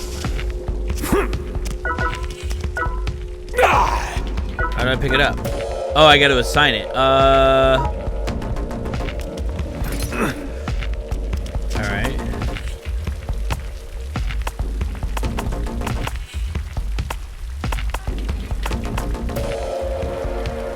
Okay, so there's two of them. Okay, that's pretty cool. That's pretty cool. I can, it's both left and right. Is there a way to, like, duel it? Let's see. Oh, it has, like, a durability, too. Crazy. Let's see. About equipment. Many pieces of equipment are featured in the game. Let's take a look at the basic rules. Equipment types, durability, one-handed, two-handed weapons. There are single-handed weapons which can be equipped with each hand, and double-handed weapons which can only equip with one. If you choose which one, becomes proficient. Death bag. You can store and carry various items found in the tower in your death bag. Okay, how do I equip them? How do I put them in my death bag? Okay, wait.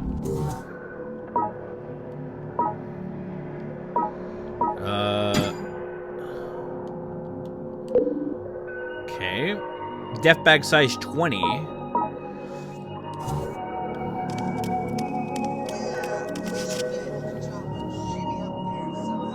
Shimmy up there somehow. Okay.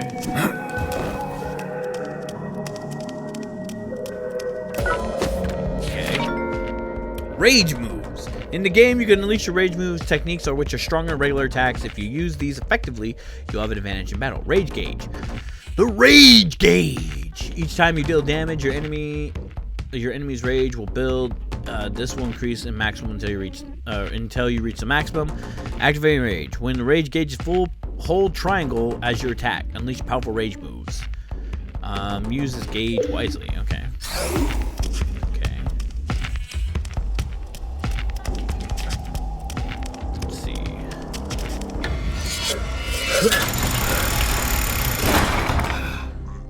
Okay. Okay.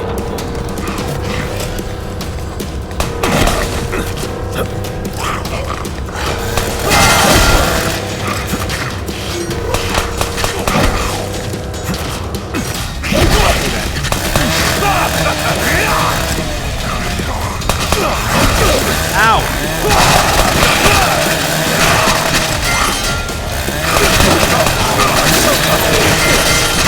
Suck on this, bitch! Okay.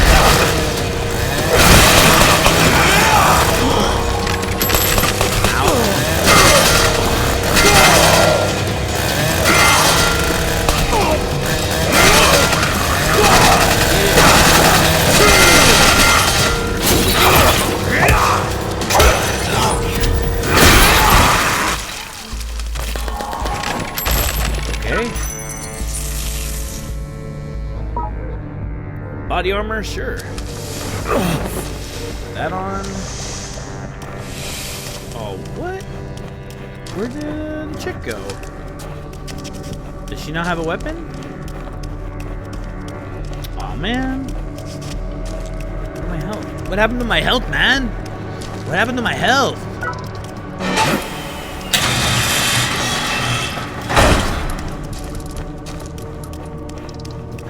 Well, I got body armor now, but still. Let's see. Eating mushrooms. You will encounter various types of mushrooms in the game. You have many use, but here's an example of the roles. Eating growing mushrooms. When you draw close to mushrooms, you can consume them quickly by eating eat icon, which will be displayed. Eating mushrooms in your bag. When you put mushrooms in your bag, they will be displayed as a flick box at the top right of your screen. Flicks on mushrooms you want to eat with the touchpad, and then eat by clicking on the right side of the touchpad. Mushroom effects. Not all mushrooms are beneficial players. Some mushrooms contain poison that can result in death, so be careful. Alright. Mushroom.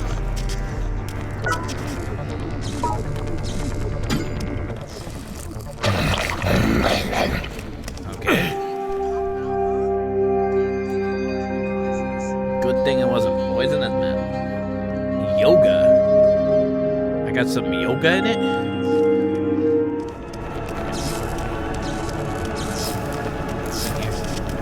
Oh, hey. What's this? Gear elements. There are 6 types of elements. Slashing, blunt, piercing, fire, electric, lightning, and poison. You can hold up to 2 types of weapons at the same time. It's important to pay attention to types of armor of enemies is wearing and manage your weapons accordingly. Armor types. Armor has various defenses that are types. It's important to pay attention to enemies' weapons and switch accordingly. What's this? What's this? We'll put that one there.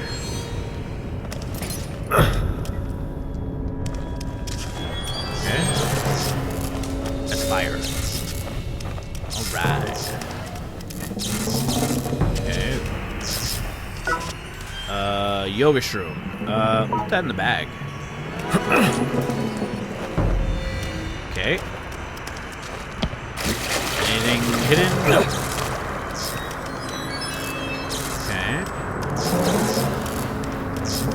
What's this? Oh, who the hell are you? Want to give me some of those mushrooms?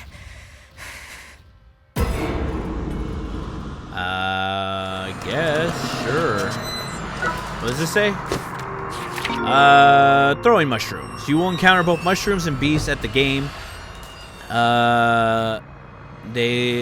Let's look at how to throw mushroom. Mushroom throwing mode. Choose a mushroom you wish to throw by flicking the touchpad to select one. Click the left side of the touchpad button to switch to throw mode. And then throw you can by pressing X. Okay. Okay.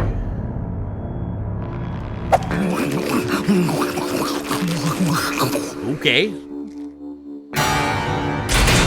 Jesus. Why is she vomiting? Kindred spirit. Okay. That was my mushroom, lady. I needed that mushroom for maybe some stuffing things. Alright. Gore-tastic attacks. When an enemy Gorgie, that's when you can unleash a Gore-tastic coup de grace. These moves are so awesomely brutal that you might even want to cover your eyes. Making an enemy Gorgie. By unleashing continuous barrage of attacks on the enemy, you can make them groggy. Of course, they can happen when your character as well, so take care. By approaching an enemy in the groggy state, hold down and press the attack button. Gorgie attacks will activate depending on your weapon. Or taxes experiences. Alright.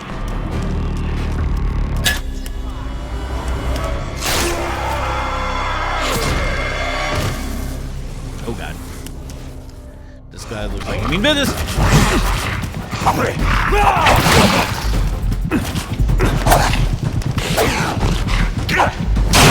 Oh man.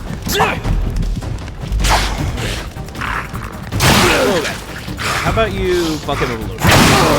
Ow, ow, ow, ow, ow. God, the reach, man, the reach.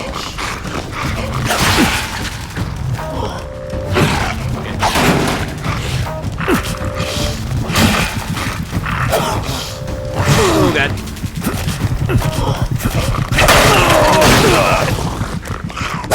Oh, God, I'm dead.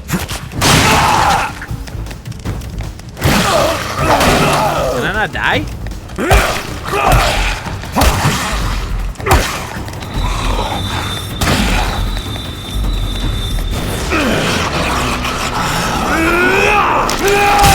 Okay, this is like the tutorial.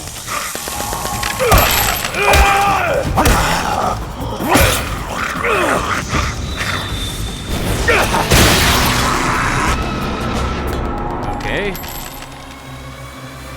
Well, I totally got my ass handed to me. Stuffing things. Uh-oh. Oh, what the hell? I guess I'm supposed to die.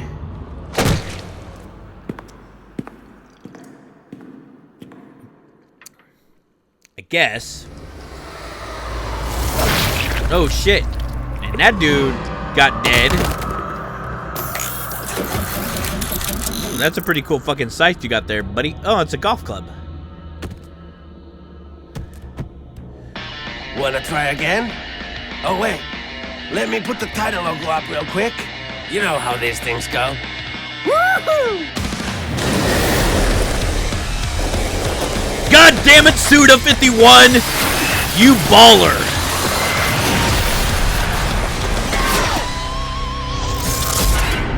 Let it die.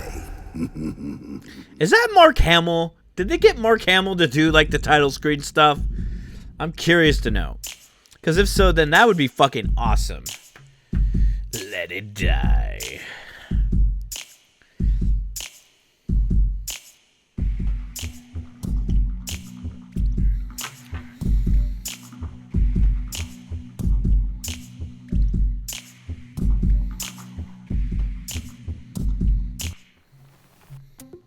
Thank you for listening to this voice guidance system.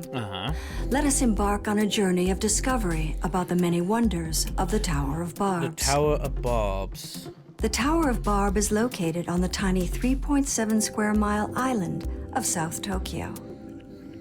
Legend has it that this island was formed during the Earth Rage tectonic disturbance of 2026. 2026. The tower stands at 1,686 feet, the equivalent of a 30-story building with super high ceilings. Super high ceiling. Many say that the tower is actually growing with each passing year. Oh, is that so? Legend has it that a great treasure lies at the top of the tower. A treasure? As such, many brave people often attempt to climb the tower to obtain those riches. All right.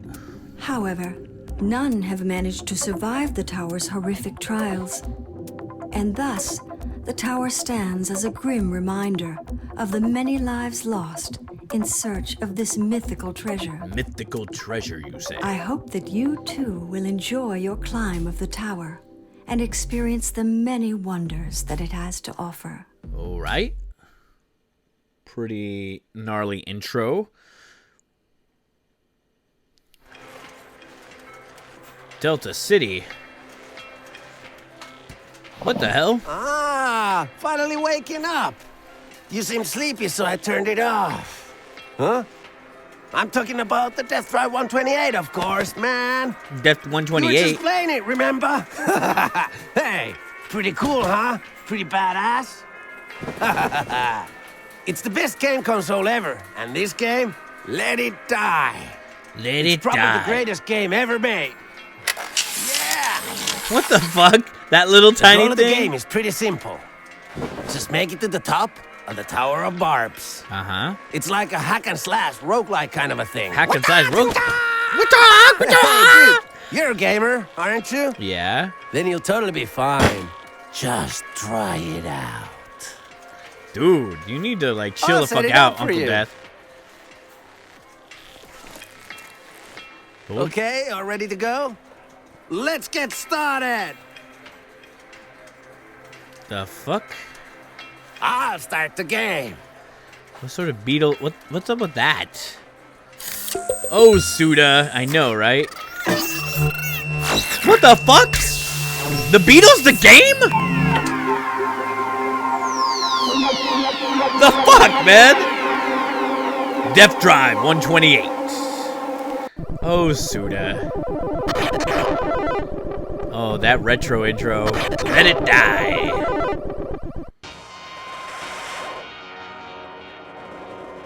Does it always start like this? Alright. Oh, I get skip it. I don't want to skip it though. Oh, press any button. News. Maintenance complete. Browse. Oh, this is like actual news and shit. Really? Age verification, really? Uh-huh. And then, sorry, but I don't want to let you guys know how old I really am. It's kind of embarrassing. Alright. Back to the console. Alright. Main sets complete for North America, Central America, South America. Let's see. Royal Elevator. Collision issues fixed. Gated battle issues. Added delete function to reward box. Okay, so a European digital store is live. Oh, what is this? The TM Festive Raid. Participate to win daily.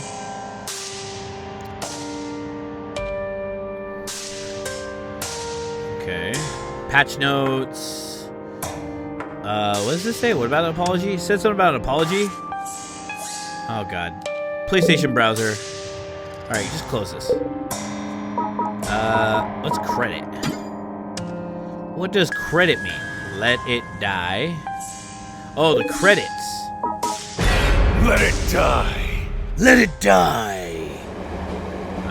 Alright, well, I'll go back to my bro.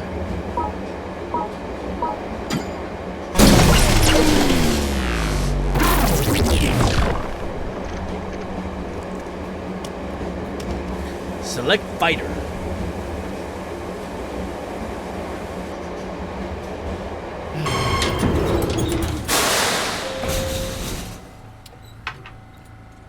Alright. Let's see. So this nonsense again.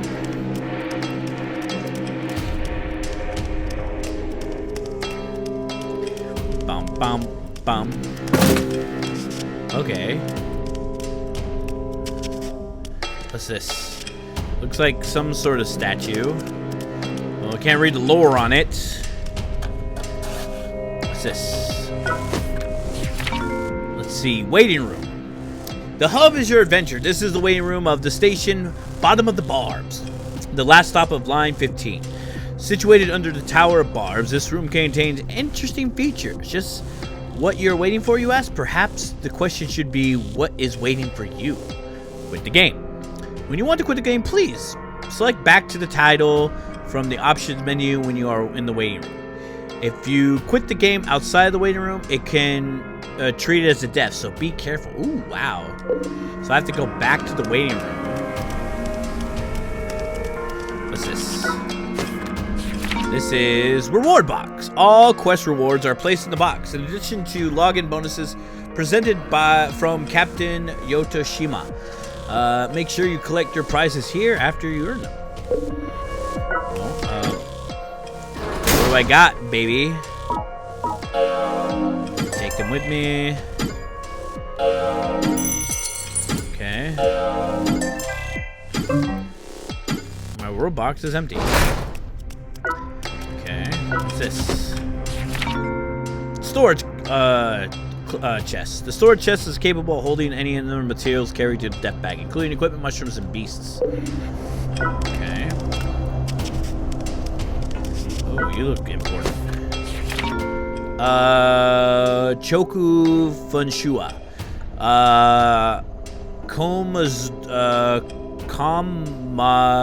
Commodore. Shinzuki is the manager of the store. You can give him the blueprints and materials that you find on the tower and ask him to develop equipment. After the equipment has been developed, it can be mass-produced and sold in the store. Finding these are to be sold in the store, where, however, is the player's responsibility. Obtaining blueprints. You have a blueprint obtained from the tower in your def bag when you enter Choku Funsua. What's his face will analyze them for you. Purchasing. You can purchase weapons and armor. Once you purchase a piece of equipment, it will be temporarily out of stock. You can sell items in your possession. R&D. If you gather materials specifically by your blueprints, you will be able to request research and development. On such occasions, you will also require SPLinium obtained from defeating specific enemies. These research developments will take some time. When the research is finished, the items will appear in your shop, so it can be bought as many times as you need them. Strengthening. Once research has been conducted on a piece of equipment, you will be able to strengthen it. Materials are required each time you strengthen equipment. Got it. And then... what's this?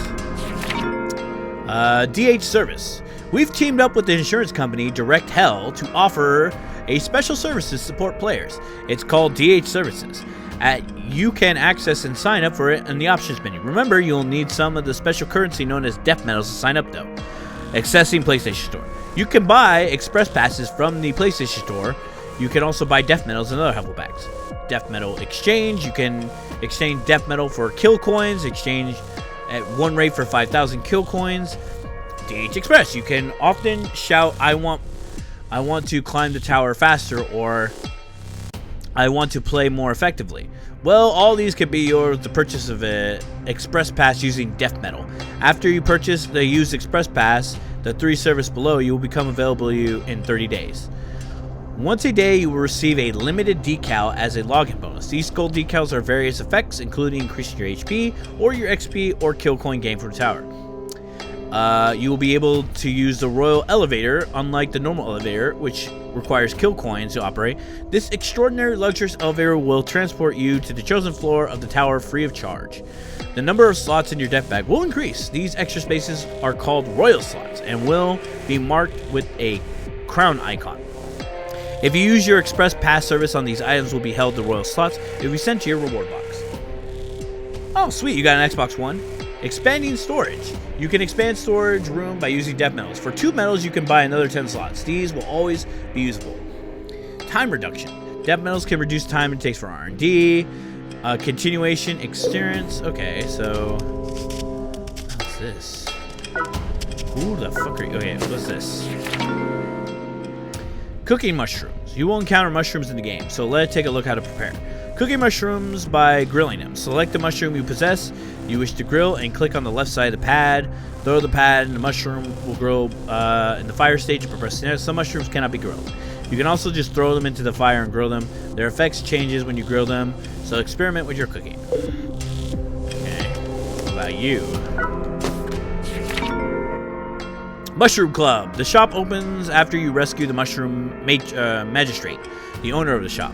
They will deal with skull decals formed from mushroom powders.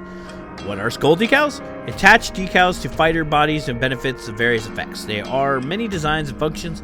Once the decal is attached, if your fighter dies or a decal is removed, it will disappear. Ooh. Purchasing. You can purchase by skull decals by using kill coins. Selling. You can sell skill decals in your possession since you can't get rid of them. You may as well sell those you can no use for. Trading. Oh my god, if you bring a bronze skull shroom, silver skull shroom, or a gold skull shroom, the magistrate will seek to the store and you'll trade them for a skull decal. Mushroom stew. You can spend kill coins to drink some mushroom stew, which is a mushroom magistrate has put her heart into making. As a bonus, as premium decals is always inside. These decals are different from the standard ones and do not disappear if the fighters are attached. Is killed. Ooh, okay. Yo. Oh, how I've been waiting for you, fellow believer, in the power of mushrooms. Okay. Buy mushrooms too? 50,000? I can't even hold 50,000. I have no decal.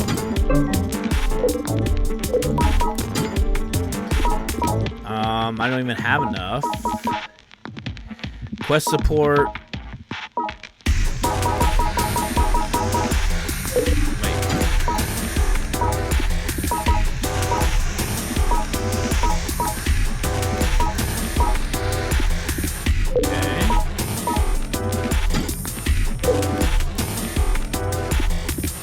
Without mushrooms, there's no glory. There's nothing. There's no love. Nothing makes sense. Oh boy. Mail? What is this? Why is there a restroom? What does the restrooms do? Wait a minute. It looks like... Oh, it doesn't matter. Either or. That's funny.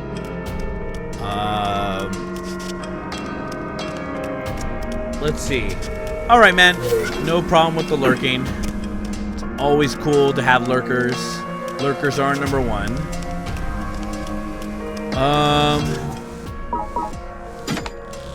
Alright. I have 7 metals. Convert death metals. Expand storage. Auto renew.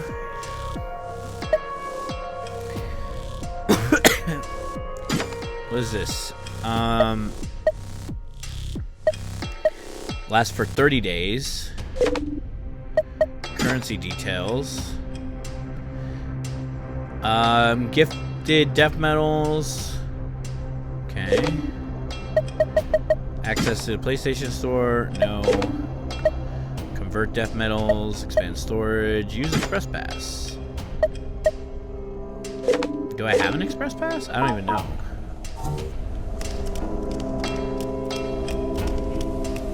Alright, let's just get to it.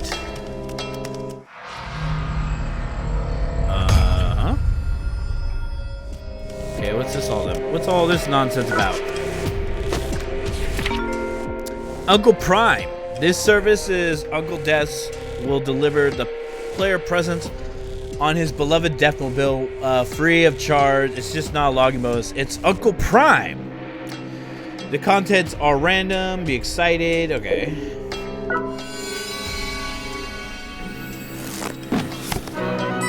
Two-handed weapon. Ooh. So I got a gun.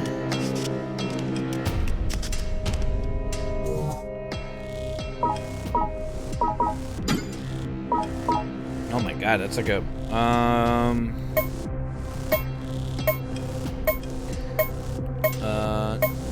new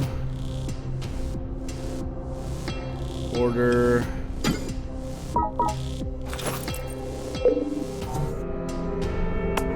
Jesus, that's like a huge gun.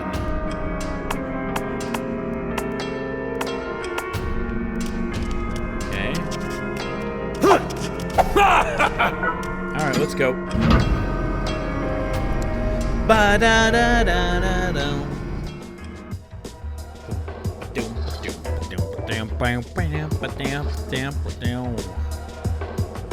Gotta load, gotta load, gotta load. Da-na-na-na. Da-na-na-na. Da-na-na-na-da-da-da-da-da-da. Ba-na-na-na. Ba-da-da-da. Ba-di-bi-di-bi. Bum-ba-dum-ba-dum. Igara. Igagara. Ikea-gara. Let's just open it up, baby! Let's see what this nonsense is for.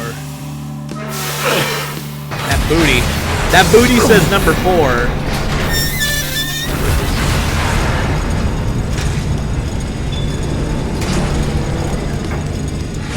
Alright, here we go.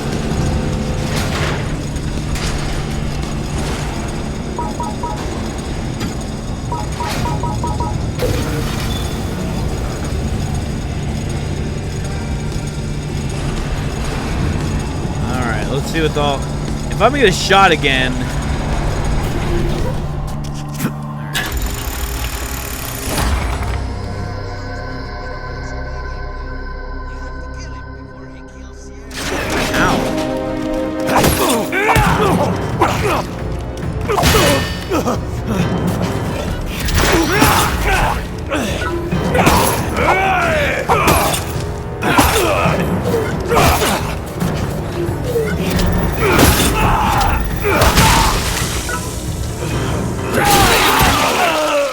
Okay.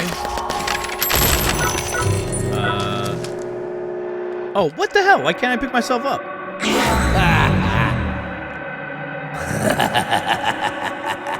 Okay. Okay.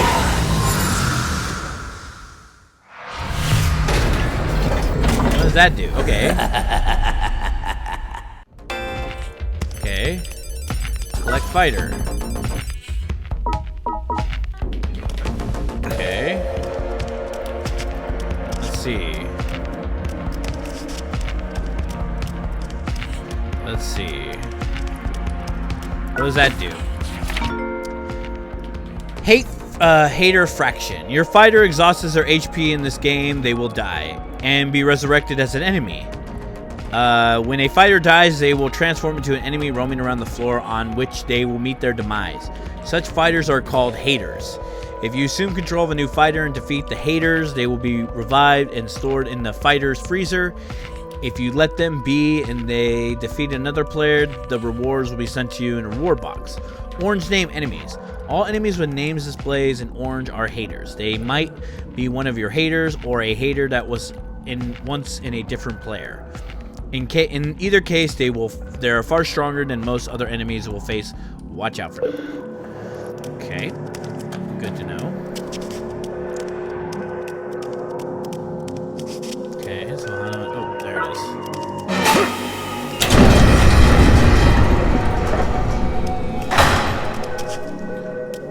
Bow, bow. Okay. What's this? You have new mail. Okay. I hear dripping. Wet dripping. What is this? A frog? Beasts. These are great variation of creatures besides enemies in the game. Not all of them are docile. Some will attack you, while others emit poison. It's important for players to make use of these beasts. By pressing L3, you can crouch. When you approach a beast in a stance, a creature will appear at the bottom. Okay, eating. Select a beast you want to catch to eat. If you choose to store it in your death bag, numbers of beasts that you will possess will display as flick boxes. Grilling beasts. Sprout mushrooms. Mushrooms will sprout from the corpse of any of these animals you kill or stomp, or by any other method. The type of mushrooms that grow will depend on the type of animal. Okay. I'm gonna get behind you.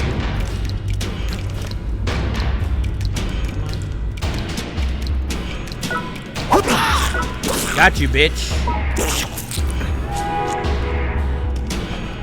Got you, frog. I got you.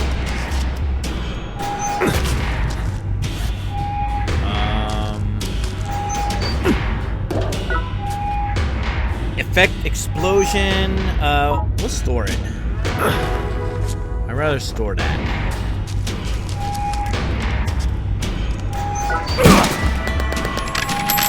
Money, money, money. Okay. Let's see. Mystery or mastery level. If you defeat lots of enemies with a specific type of weapon, your mastery level with that will go up. Maximum level is 20. Unlock sub moves. You can use L1 or until, as well as new attack skill boosts. Acquiring APP ability points will be awarded to a weapon which defeat the final damage, and once you defeat an enemy, once you accumulate a set number of points, your mastery level will increase. Mastery level don't depend on fighter. Okay.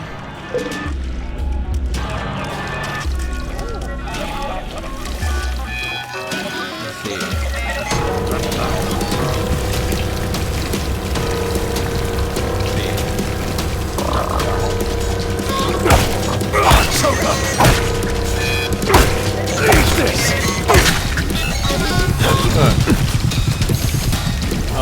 exhausted. Oh my god, come on.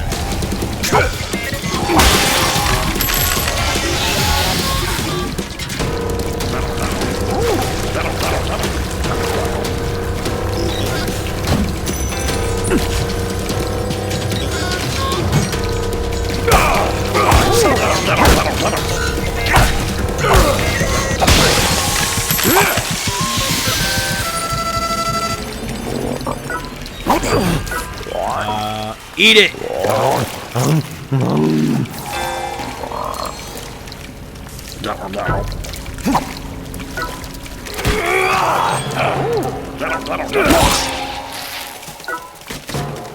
Tear gas. Let's see.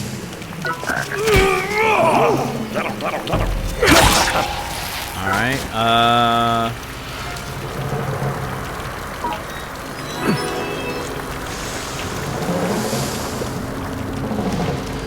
Banana. Let's see. What's this? You obtain one of bionics. Okay. What's this? Stamps. There are 1 stamp stations on each of the tower barbs. You can stamp each once into the stamp selection of the Underworld Rolodex. It's possible to climb the tower without stamping, but you'll receive some rewards if you do. Once you access the stamp minigame will begin. Press X for good timing. Okay. 3, 2, 1. Oh, it's like... Do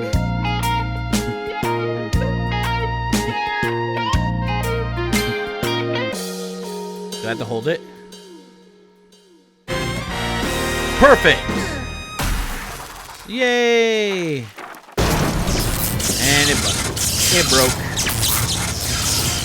But I like that. That was fine.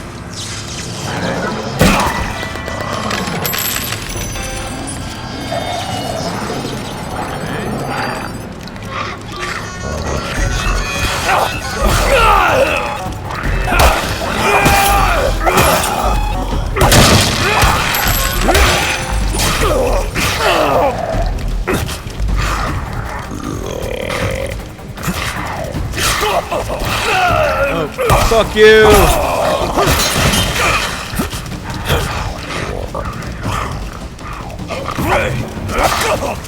Oh god. Oh, critical counter.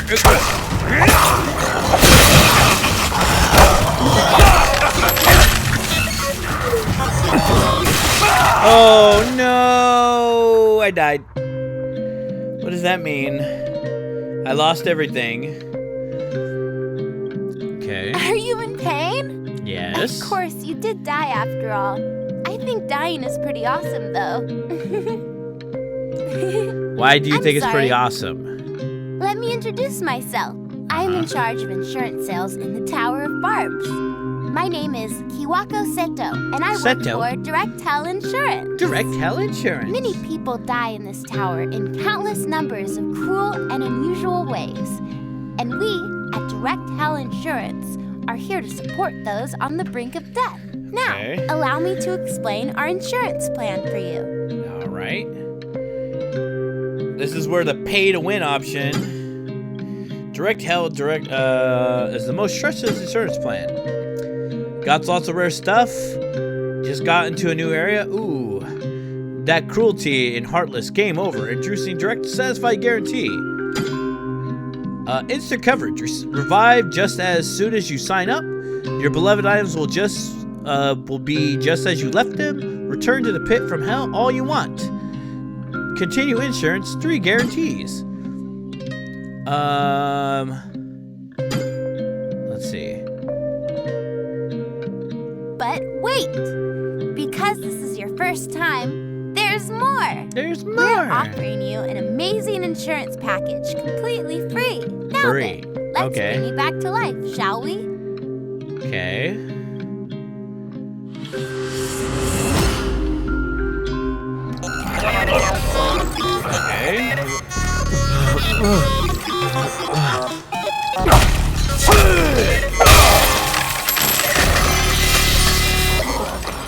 Okay.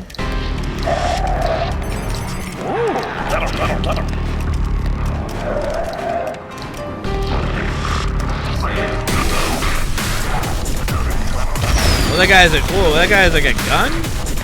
Hold on.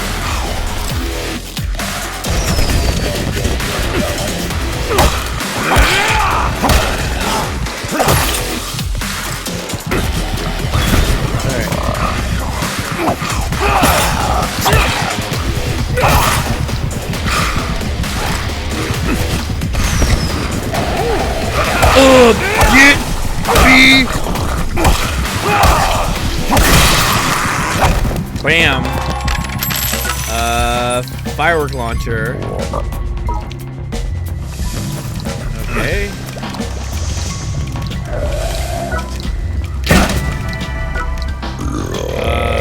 Ooh, another magnum? Can't I just take the ammo I have?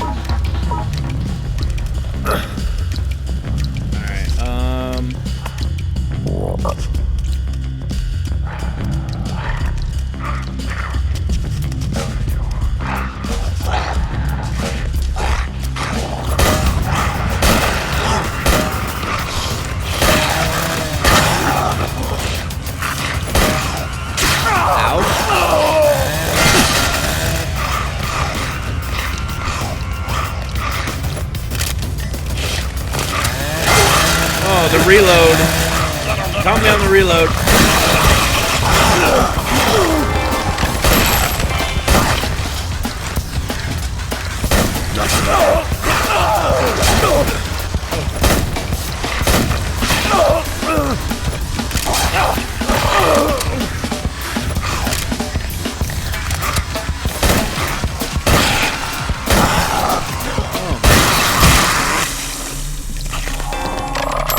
Ooh, what's this? That body armor. That body armor on. Trucker hat.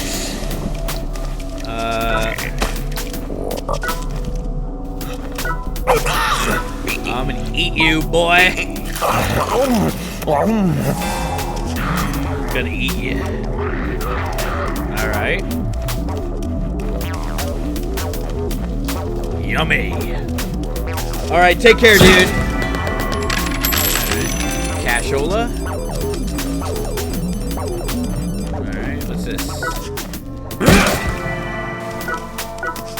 Ooh, we'll put that there.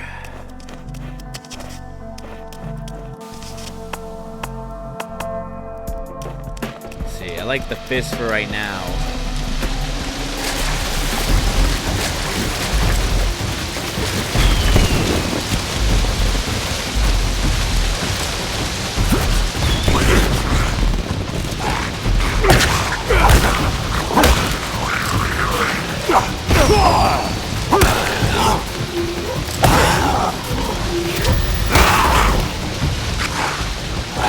Eat this!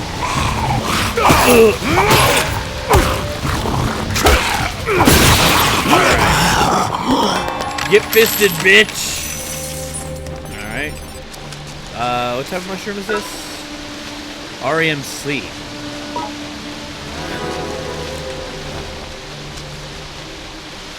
Nothing? What's this? Nothing. Put that away. Is there an apple?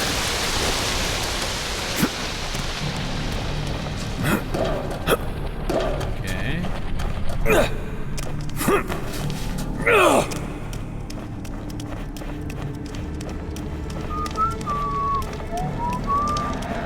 Alright, I hear some creepy crawling.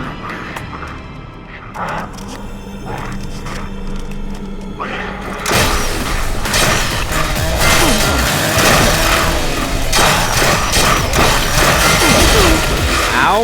Ow, ow, ow. Oh god, get out.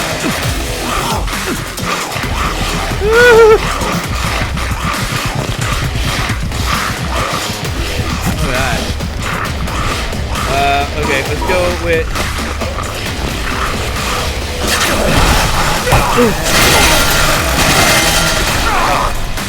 Oh god.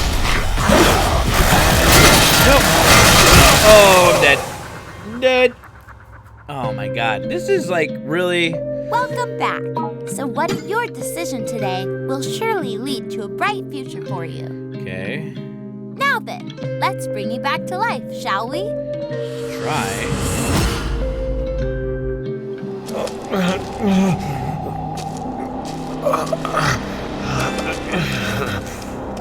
You have new mail. Okay. Let's see.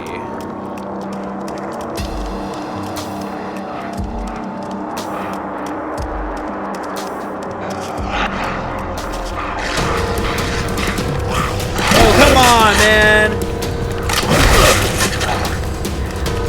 Oh, God, come on.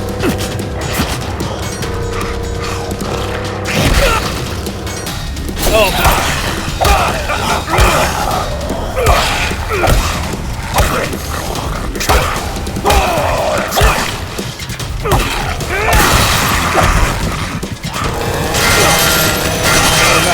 Punch! Punch that bitch.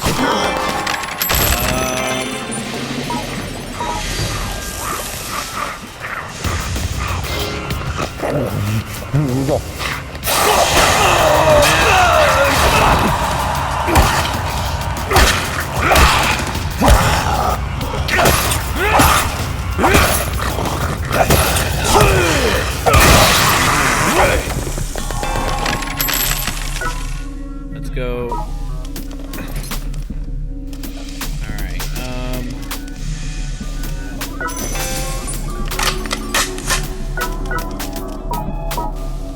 put on the pants.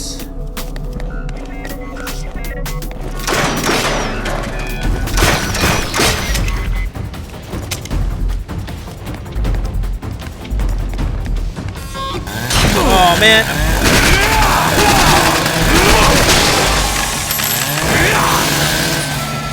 Alright. Well, eat this.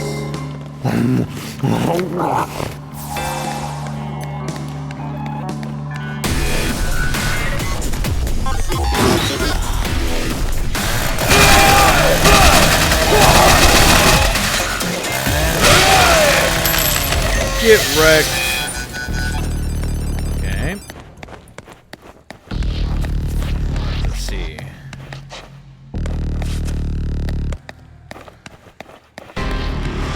What is this? Oh, I see spores on the ground.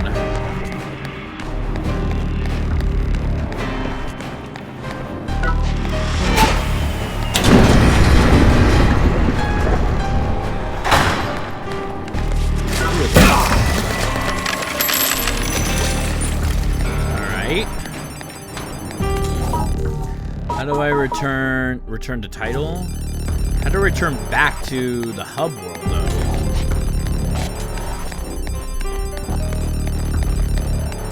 What's that noise?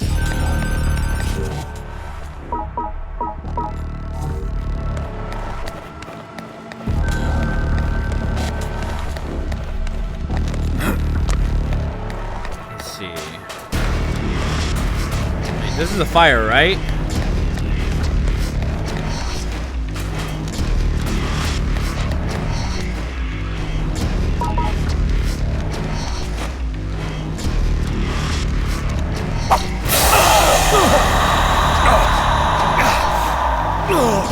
Okay. So that's what the fire does. Okay.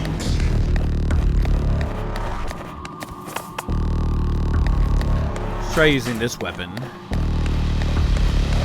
Big old two-hander.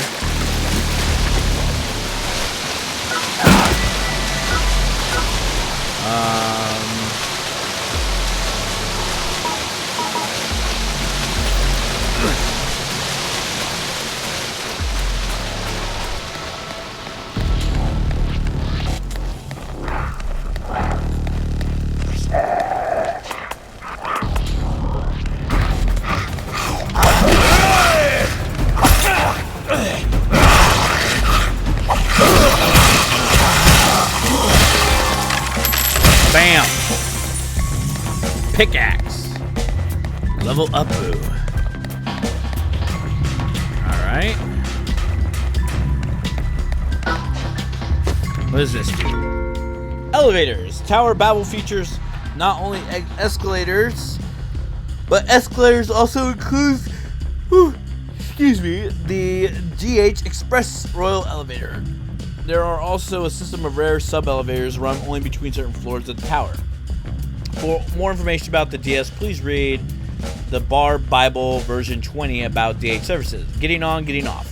When you discover an elevator in the tower, turn off, switch Elijah elevator to stop the floor. Once you've done, you can use the kill coins to hop on the elevator anytime you wish to the floor. Use an elevator to return to the waiting room, and refreshing yourself is probably a good idea. You want to pursue the climb. A Royal Elevator allows DH members, Express members, to ride for free. Please tell Miss Torii, the elevator attendee, which floor you wish to go to. Maybe the social contract will be a bright spot on your lonely adventures. Oh, wow. Hello. Let's see. Hello. What?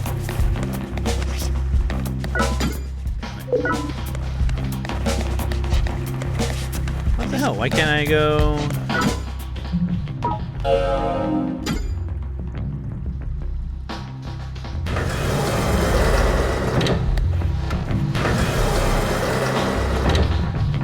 Okay.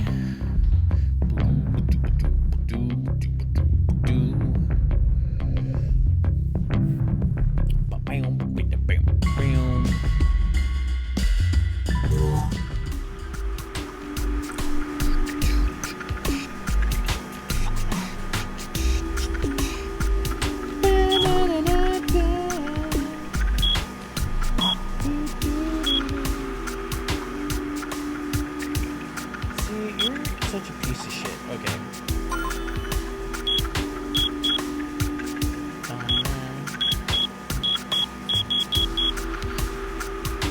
Oh yeah, display, confirm.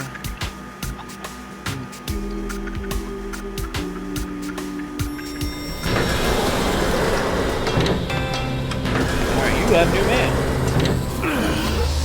Whoa, what's this?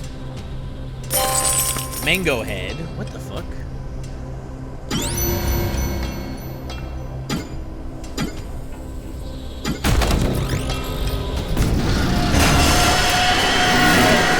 Hey, Uncle Death.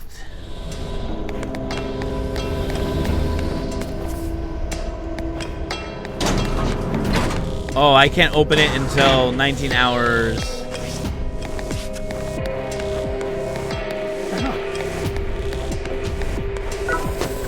What's this? Mango Head.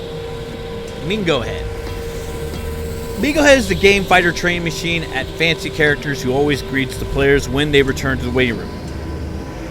He's not all show, however, but he's a valuable character who raises the fighter's levels for you.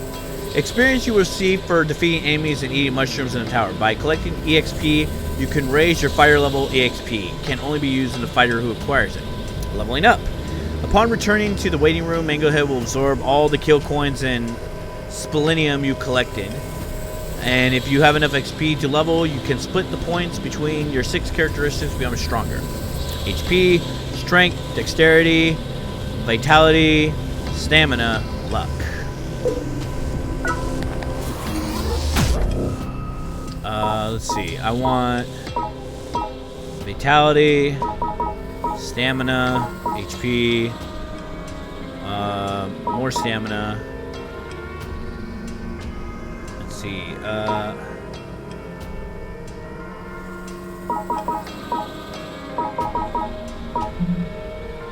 Let's see. Actually, should be it, right?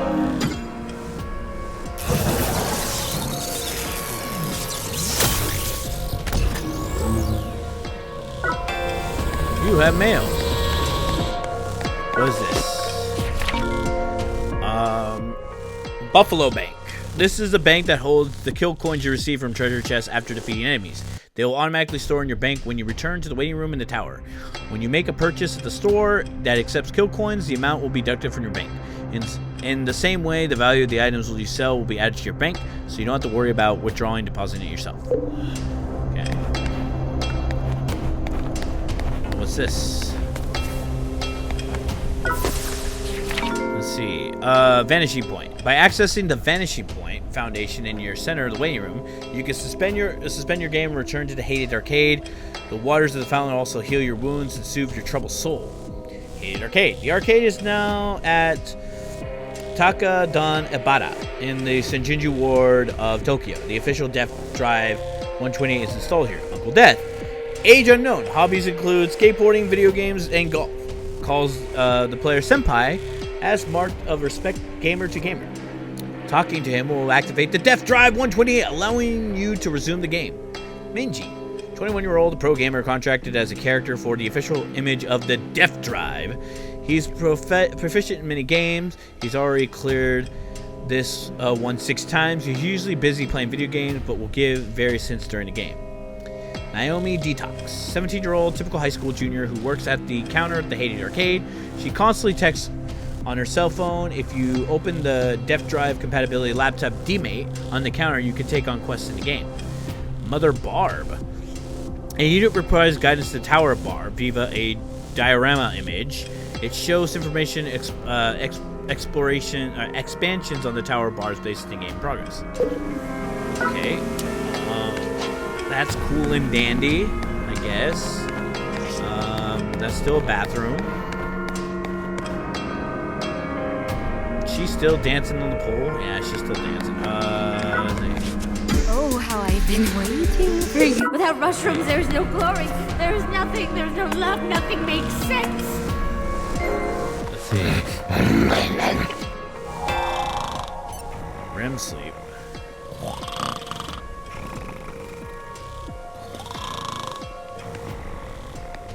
Oh, shit.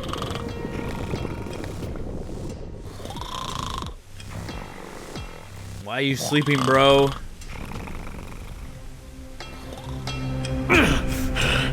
Alright. Let's see. Okay, so that's just grenades.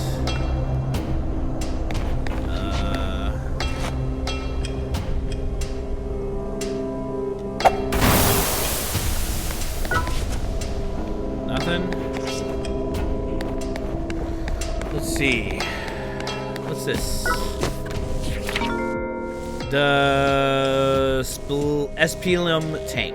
These are many enemies in the game, but you can defeat a hater. You receive SPLM, which can be stored in this coffin, which you return to the waiting room tower. It automatically be stored in your bank. As kill coins, there's no need to worry about depositing and withdrawing it manually. Equip. Okay, it's for R&D expansion. Okay, so how about we go here? Oh yeah, I never talked to him, so I don't even get like the. I didn't do the Welcome. decal. Our express service is all you need to climb the tower. Bring me the materials and blueprints, and I'll make anything.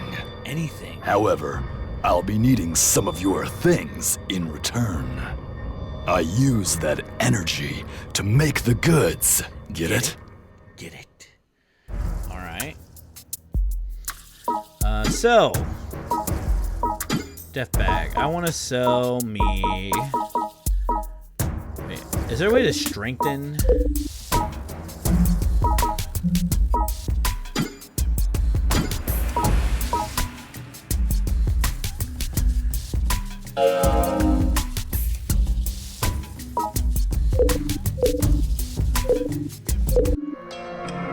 Is there a way to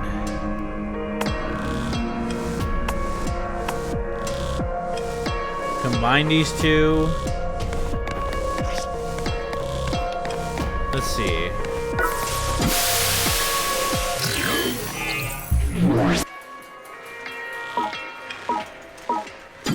What's up, bro? Oh, you playing that? Well, let me know if you have any questions. Okay. I'll give you some tips if I have the time. Okay. give up, senpai. Don't give up, senpai.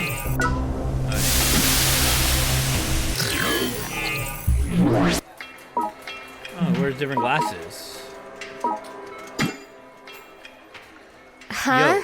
Oh, I really don't know anything. Sorry. Sorry. Let's see.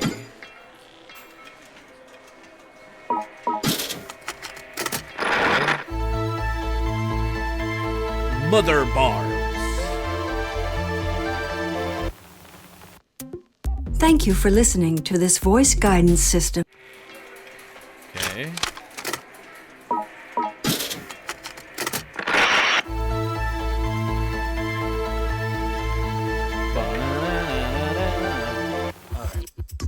Another one of the mysterious appeals of this tower is the ability to meet the old you after you die within. Okay. This is due to the 4 dons that live within the tower. They reanimate the corpses of all who die in their domain, and in turn use them as their own mindless undead killers within the tower. Most visitors are shocked to see that their corpse has been reanimated and is now on a killing spree on their way to the top of the tower. Okay, but who are The chance of fighting against your own reanimated corpse is just yet another allure of this tower. Just tower. Okay. The 4 Doms. Who are the 4 Doms, though? Okay, Mushroom Magistrate.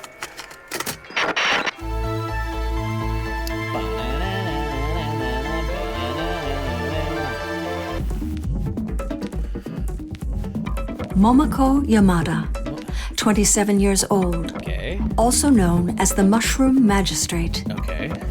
She has traveled around the world since she left home at the age of 13. Nice. She was once a legendary backpacker known for her good looks. Now, she lives within the tower, obsessed with mushrooms. Okay, but why? Every day, she can be found passionately hunting for them. She has eaten so many mushrooms that they have driven her quite mad. Well, okay. However, you can call on her expertise, and she may just create new mushrooms for you, which can help you survive longer in the tower. Okay. She is quite popular amongst the mushroom boosters within the tower, Mushroom Booster. and they say that her help gives them quite the advantage. Oh, yeah. All right. What about the mushrooms themselves?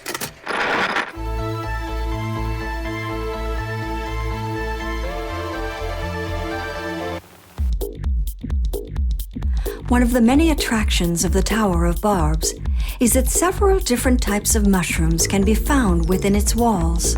Okay. There are more than 40 different types of mushrooms waiting to be discovered by adventurous mushroom hunters in the tower. Okay. Some of the mushrooms spray harmful spores in excess of LC50, Excess 50. of which a single breath causes the lungs to rot, and in some cases, immediate death. Therefore, residents of the Tower of Barbs all wear masks to protect themselves from accidental inhalation of the deadly spores. Okay. A vital skill of anyone in the tower is the ability to accurately identify mushrooms. Failure can mean the difference between life and death. Okay. How much is this express pass? I'm just curious. Delta City. Okay, I've got 8 frames to talk. I just landed my ultra combo. Here's your tip. All right, stuff about reloading. R2 and X for weapons on your right hand. L2 for X for double. Okay. When fighting with a projected reload, you get slowed down by enemies. Use R2 for X. Right hand for left ones. For double weapons, either. I always wish reloaded when I'm done. I got like 8 frames, bro. Playing games, it's just like pleasing a woman. You gotta push the right buttons. You gotta hit them combos. Sometimes you have to duck. Yeah, combos. What the fuck, man? Dude, you freaked the fuck out on me, dude. You need to calm down. You need to calm yourself, brother. Seriously, you don't know anything, little lady? Huh? Oh. Okay, whatever. Dude, you got too many glasses there, guy. You were sleeping with your mouth open, just so you know. Just so you know. Come on, let's play. Just so you know. Alright, I have new mail. Okay, so I have like all this crap. Okay, is it reward or actual mail?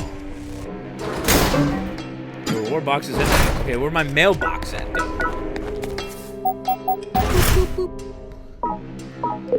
Okay. Oh, what's this?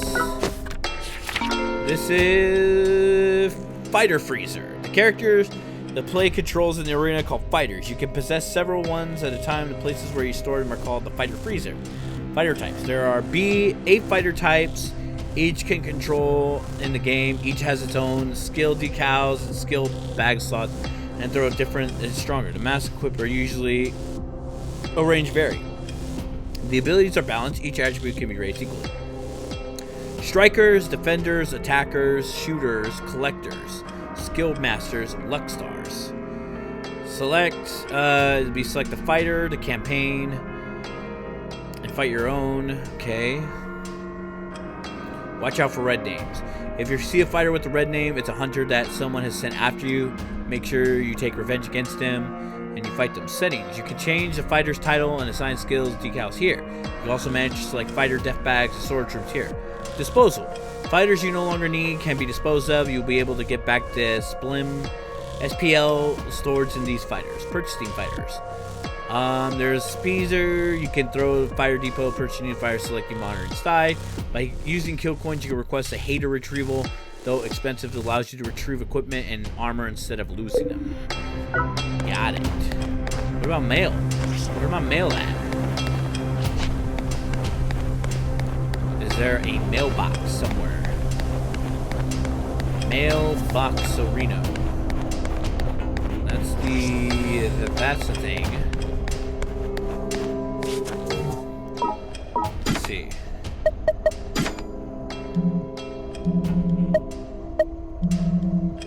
Okay. How much does, let's see. Let's see how much Express Pass cost. Let's see how much this free-to-play nonsense costs. Alright, Let It Die, Death Metal. Okay, so how do I buy an Express Pass?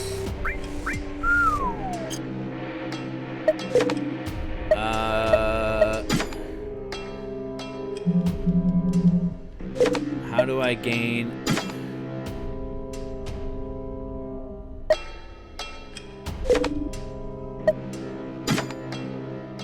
Let's see.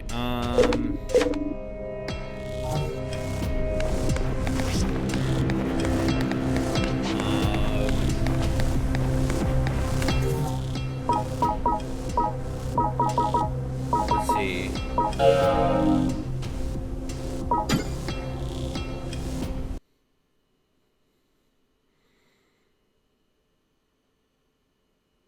I want to see how you get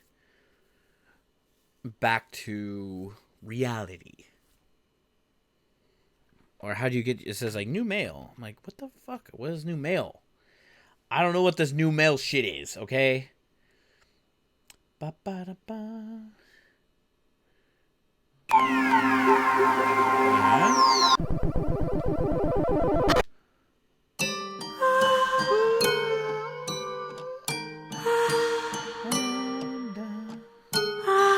Okay.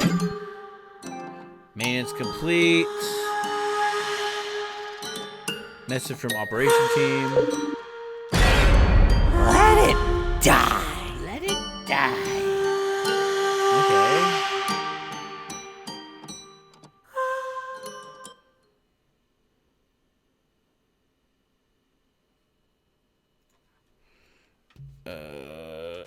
I thought I had started already.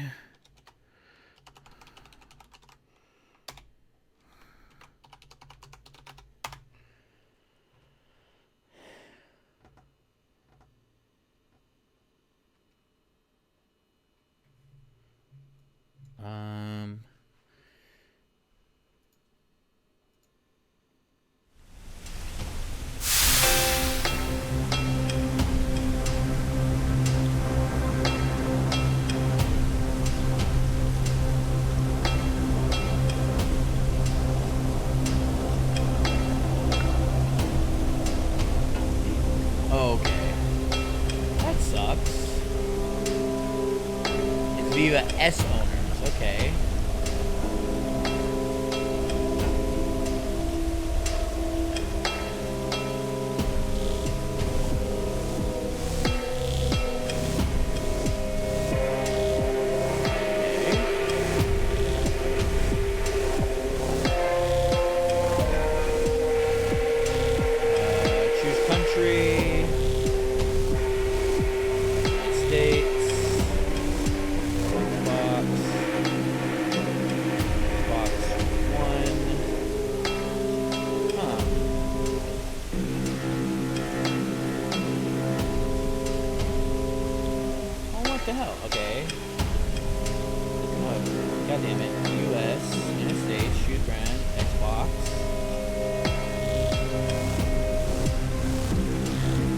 Hold on, real sec, guys. BRB.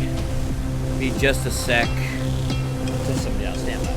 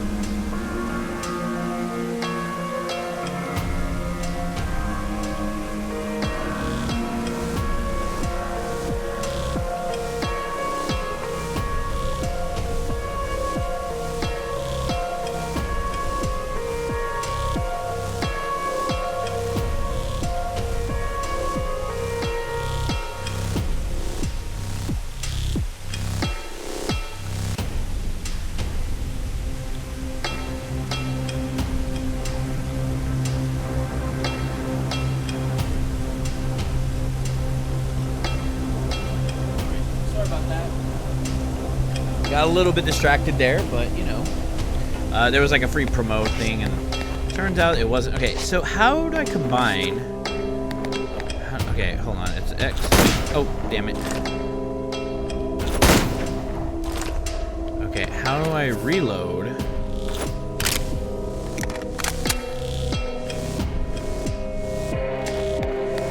Is there a way to combine items? Isn't there like a way to strengthen items or something like that? That was like what I've been told.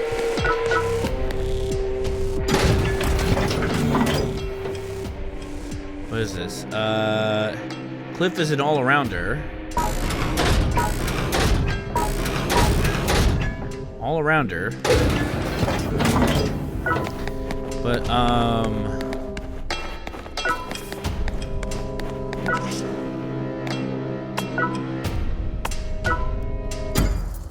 Welcome. okay, how about I sell...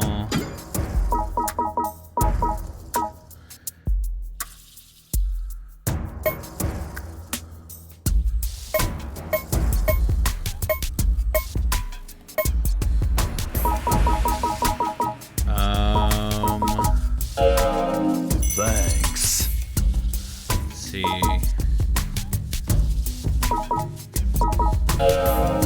Thanks.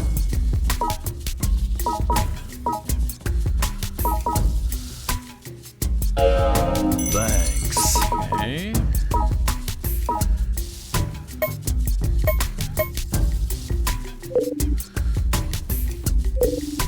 Come back anytime. Come back anytime.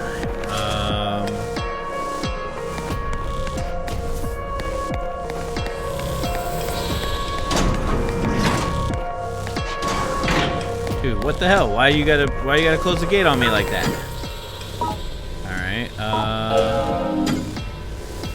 why you gotta hold me out like that, yo?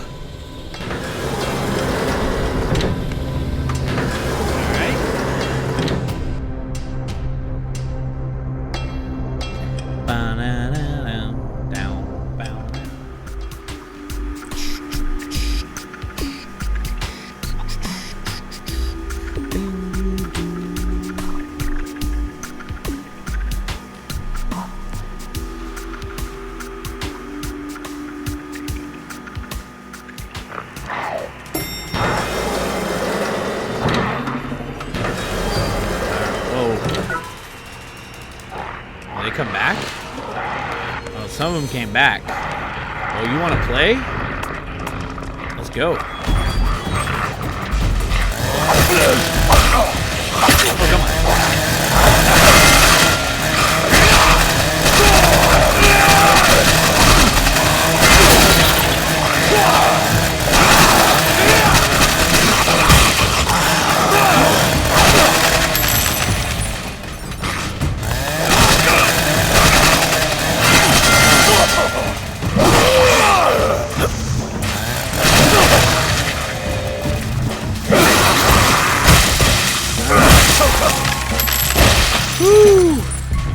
That hurt.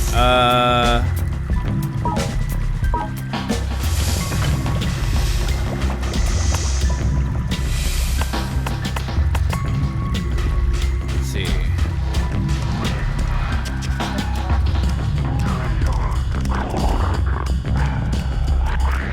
Come on. Come on. Come on. Come at me, bro.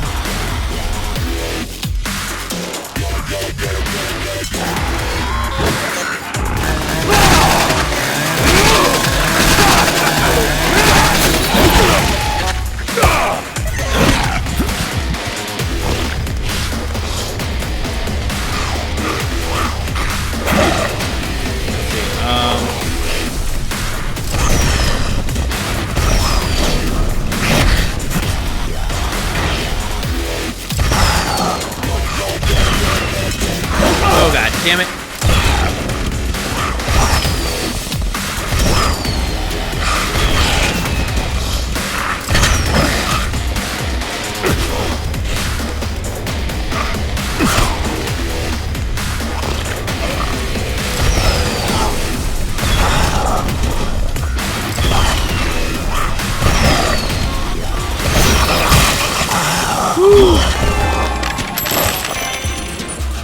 Alright, fireworks.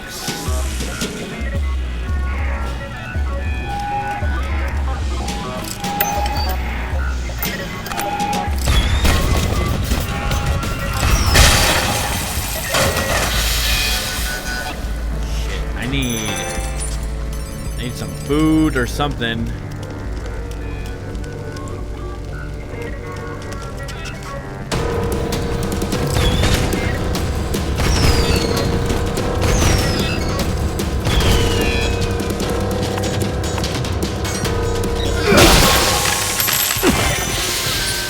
Okay, get level in the waiting room now.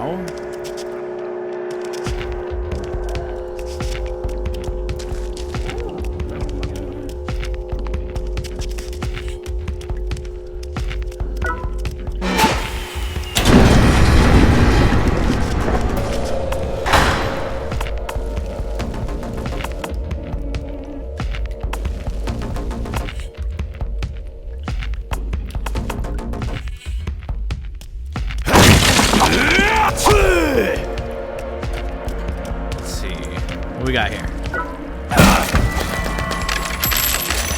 That.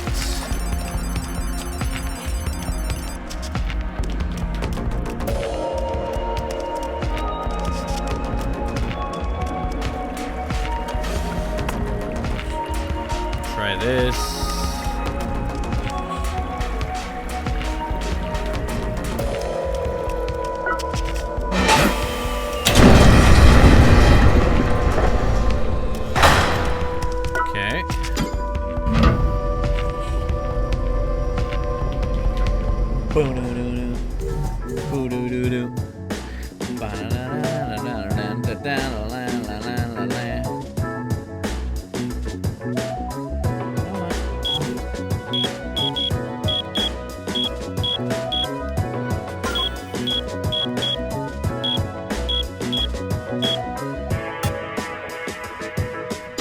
Confirm.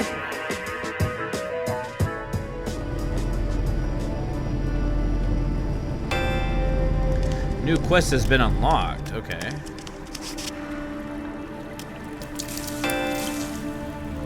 Okay, where do I check my mail at?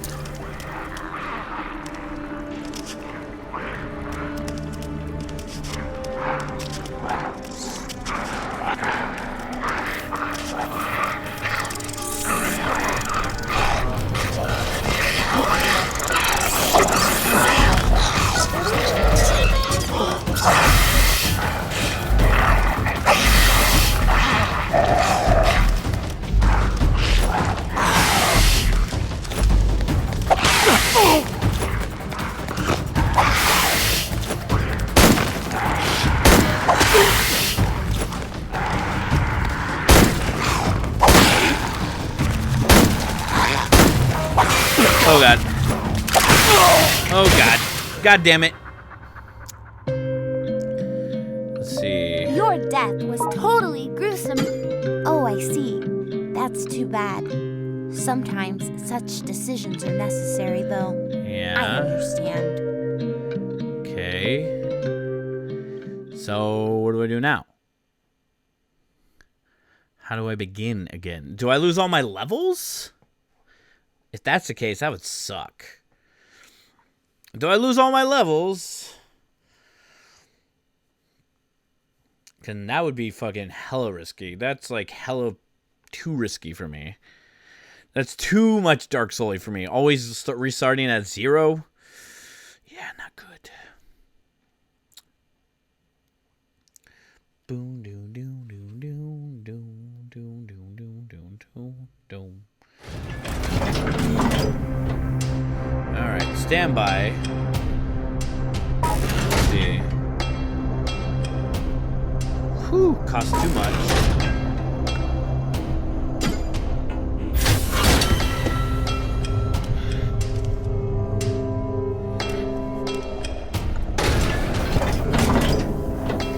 Okie dokie. Okay, where do I check I have new mail at? Oh my god, it is level 1. Holy shit.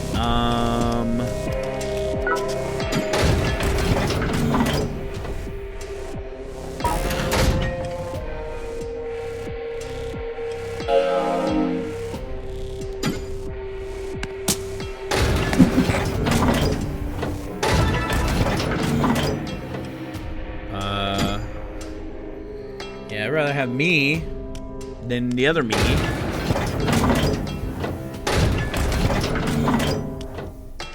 Dude, that's a lot of money, man.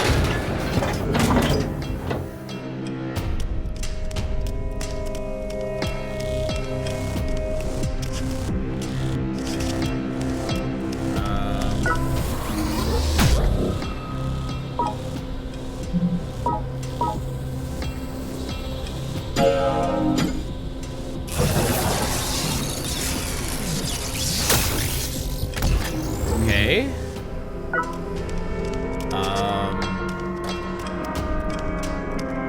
Where do I check my mail at?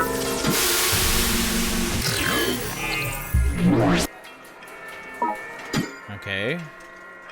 Yeah, sure, I can chat. I just let this guy win the first 2 rounds. Here, I got a tip for you. Pursue with the stomp. Pretty basic tech, but you can run up a drowned enemy and whack them with X. Guess you'll figure out from the icon, huh? Guess you'll hit them twice before they get up. Alright. Okay, how do I check my mail? My boyfriend's name is Justin. He likes to be called G-Head, which doesn't even make sense because his name starts with a J, and he is disgusting, dipwad, freak, goes to the bathroom, doesn't wash his hands, he is disgusting, I hate him, I will never text him again. Oh my god, he just texted me, he said he loves me. Okay,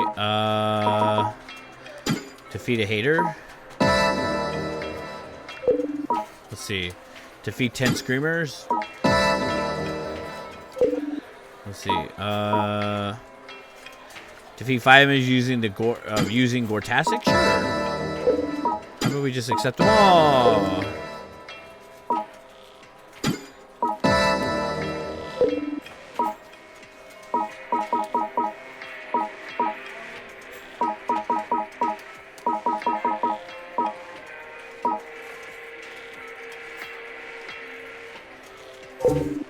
Is that how you check mail? Don't give up, senpai. Don't give up, senpai. Okay, how do you check mail? Hold on, we gotta look at it. Check this out. How to check mail and let it die. Damn it, really? Video game.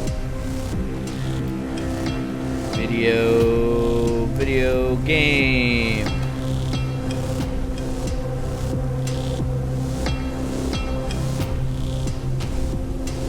Let it die. 5 facts you need to know. Main objective: ascend to the top of the tower. Win the game within a game.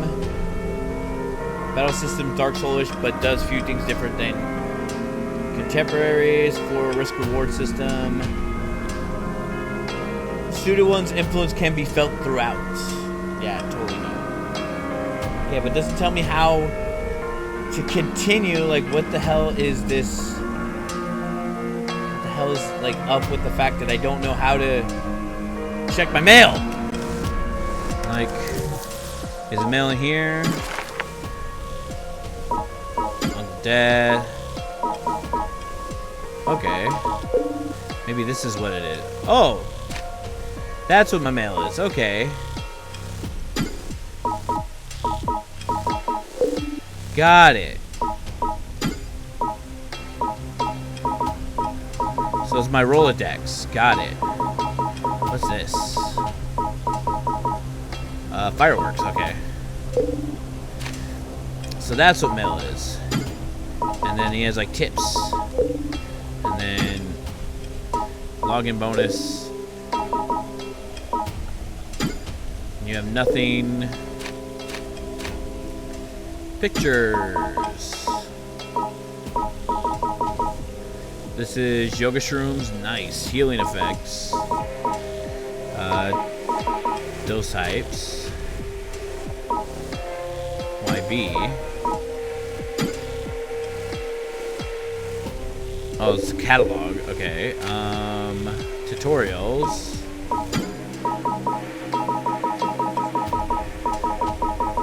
Okay, so these are like all the things I've already checked out.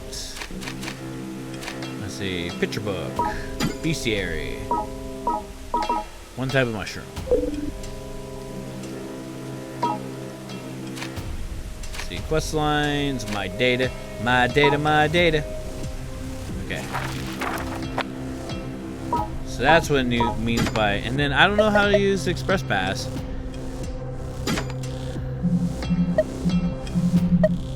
How do I confirm?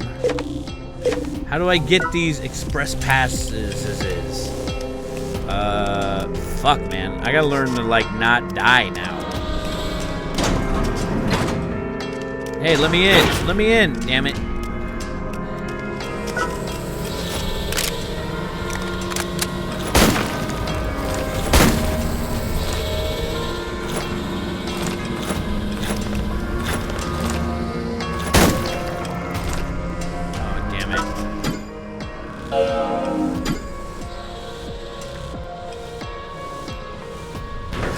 Okay.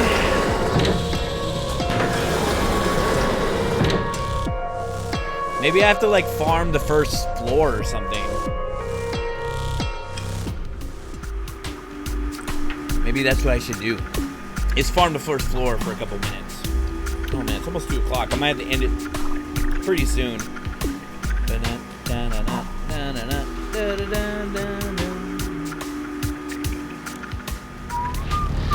Alright.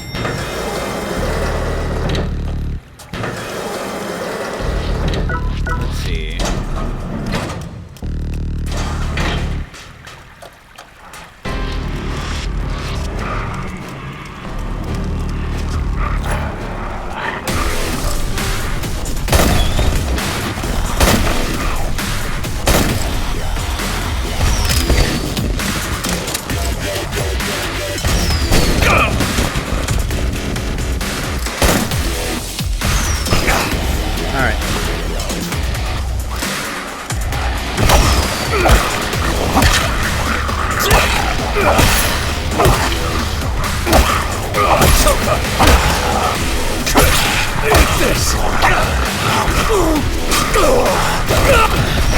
Really? Oh god, this is gonna suck. I'm dead. I'm dead. I'm dead. Get out. Get out. Get out. Get out. Get out.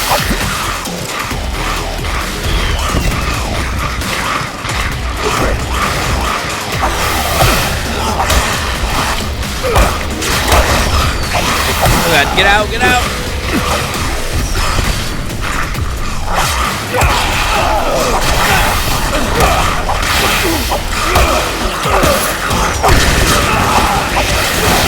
Oh my god.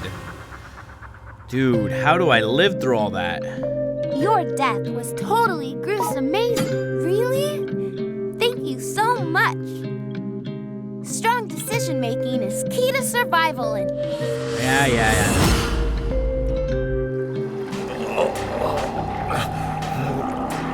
Dude. How am I supposed to survive that?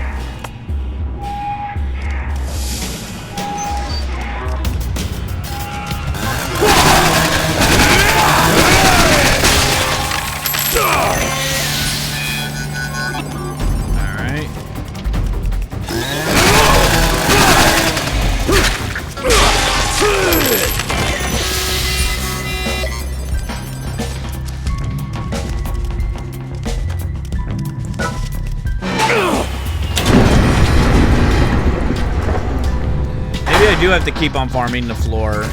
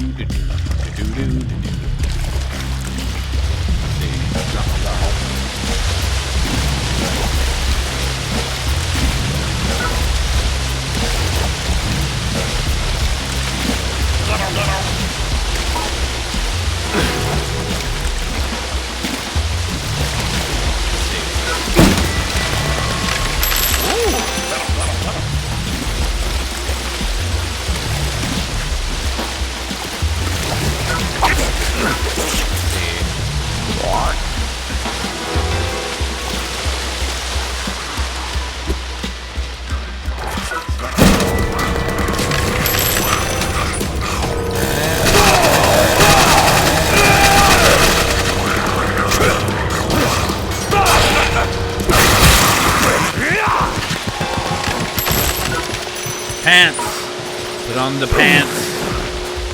Alright. Now we're cooking with mayonnaise.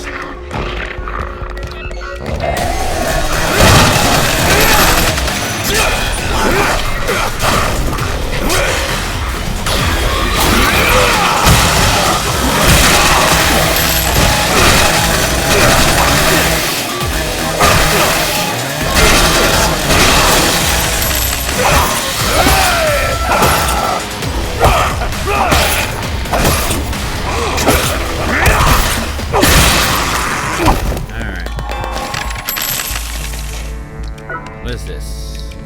Crush room.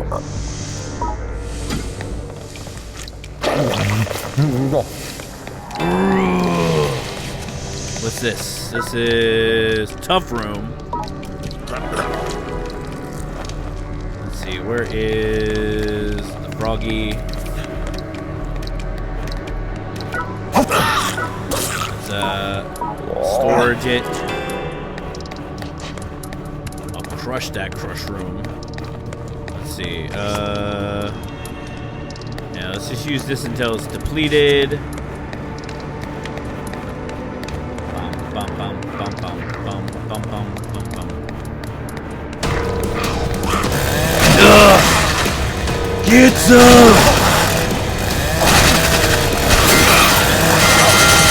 Come on, man. Ugh.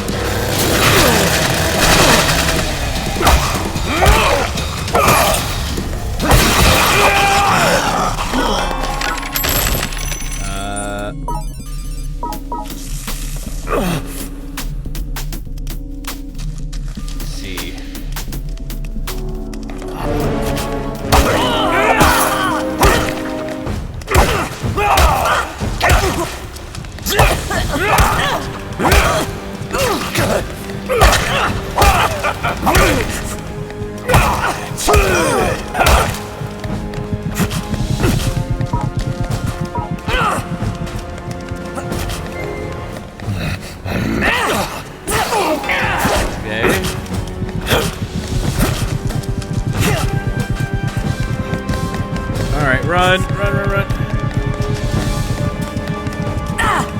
Run, run, run, run.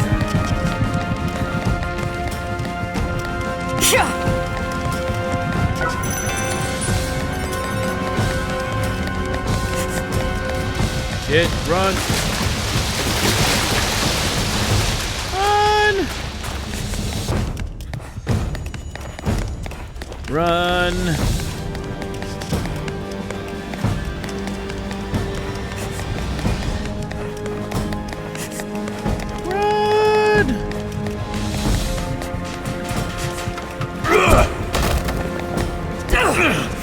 Oh, what? Come on, man.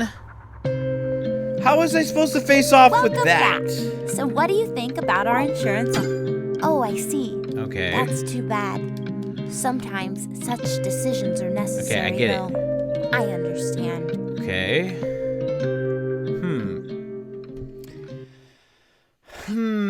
I don't know, man. Okay, so basically, that was level 24 that I couldn't run away from.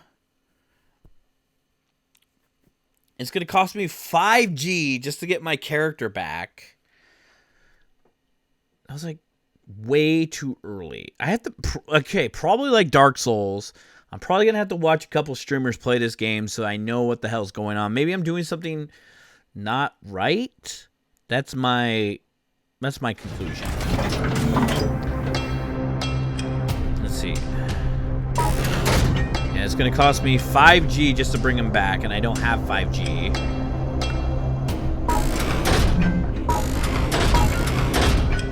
Let's see. So, what I will do is I'll go with him.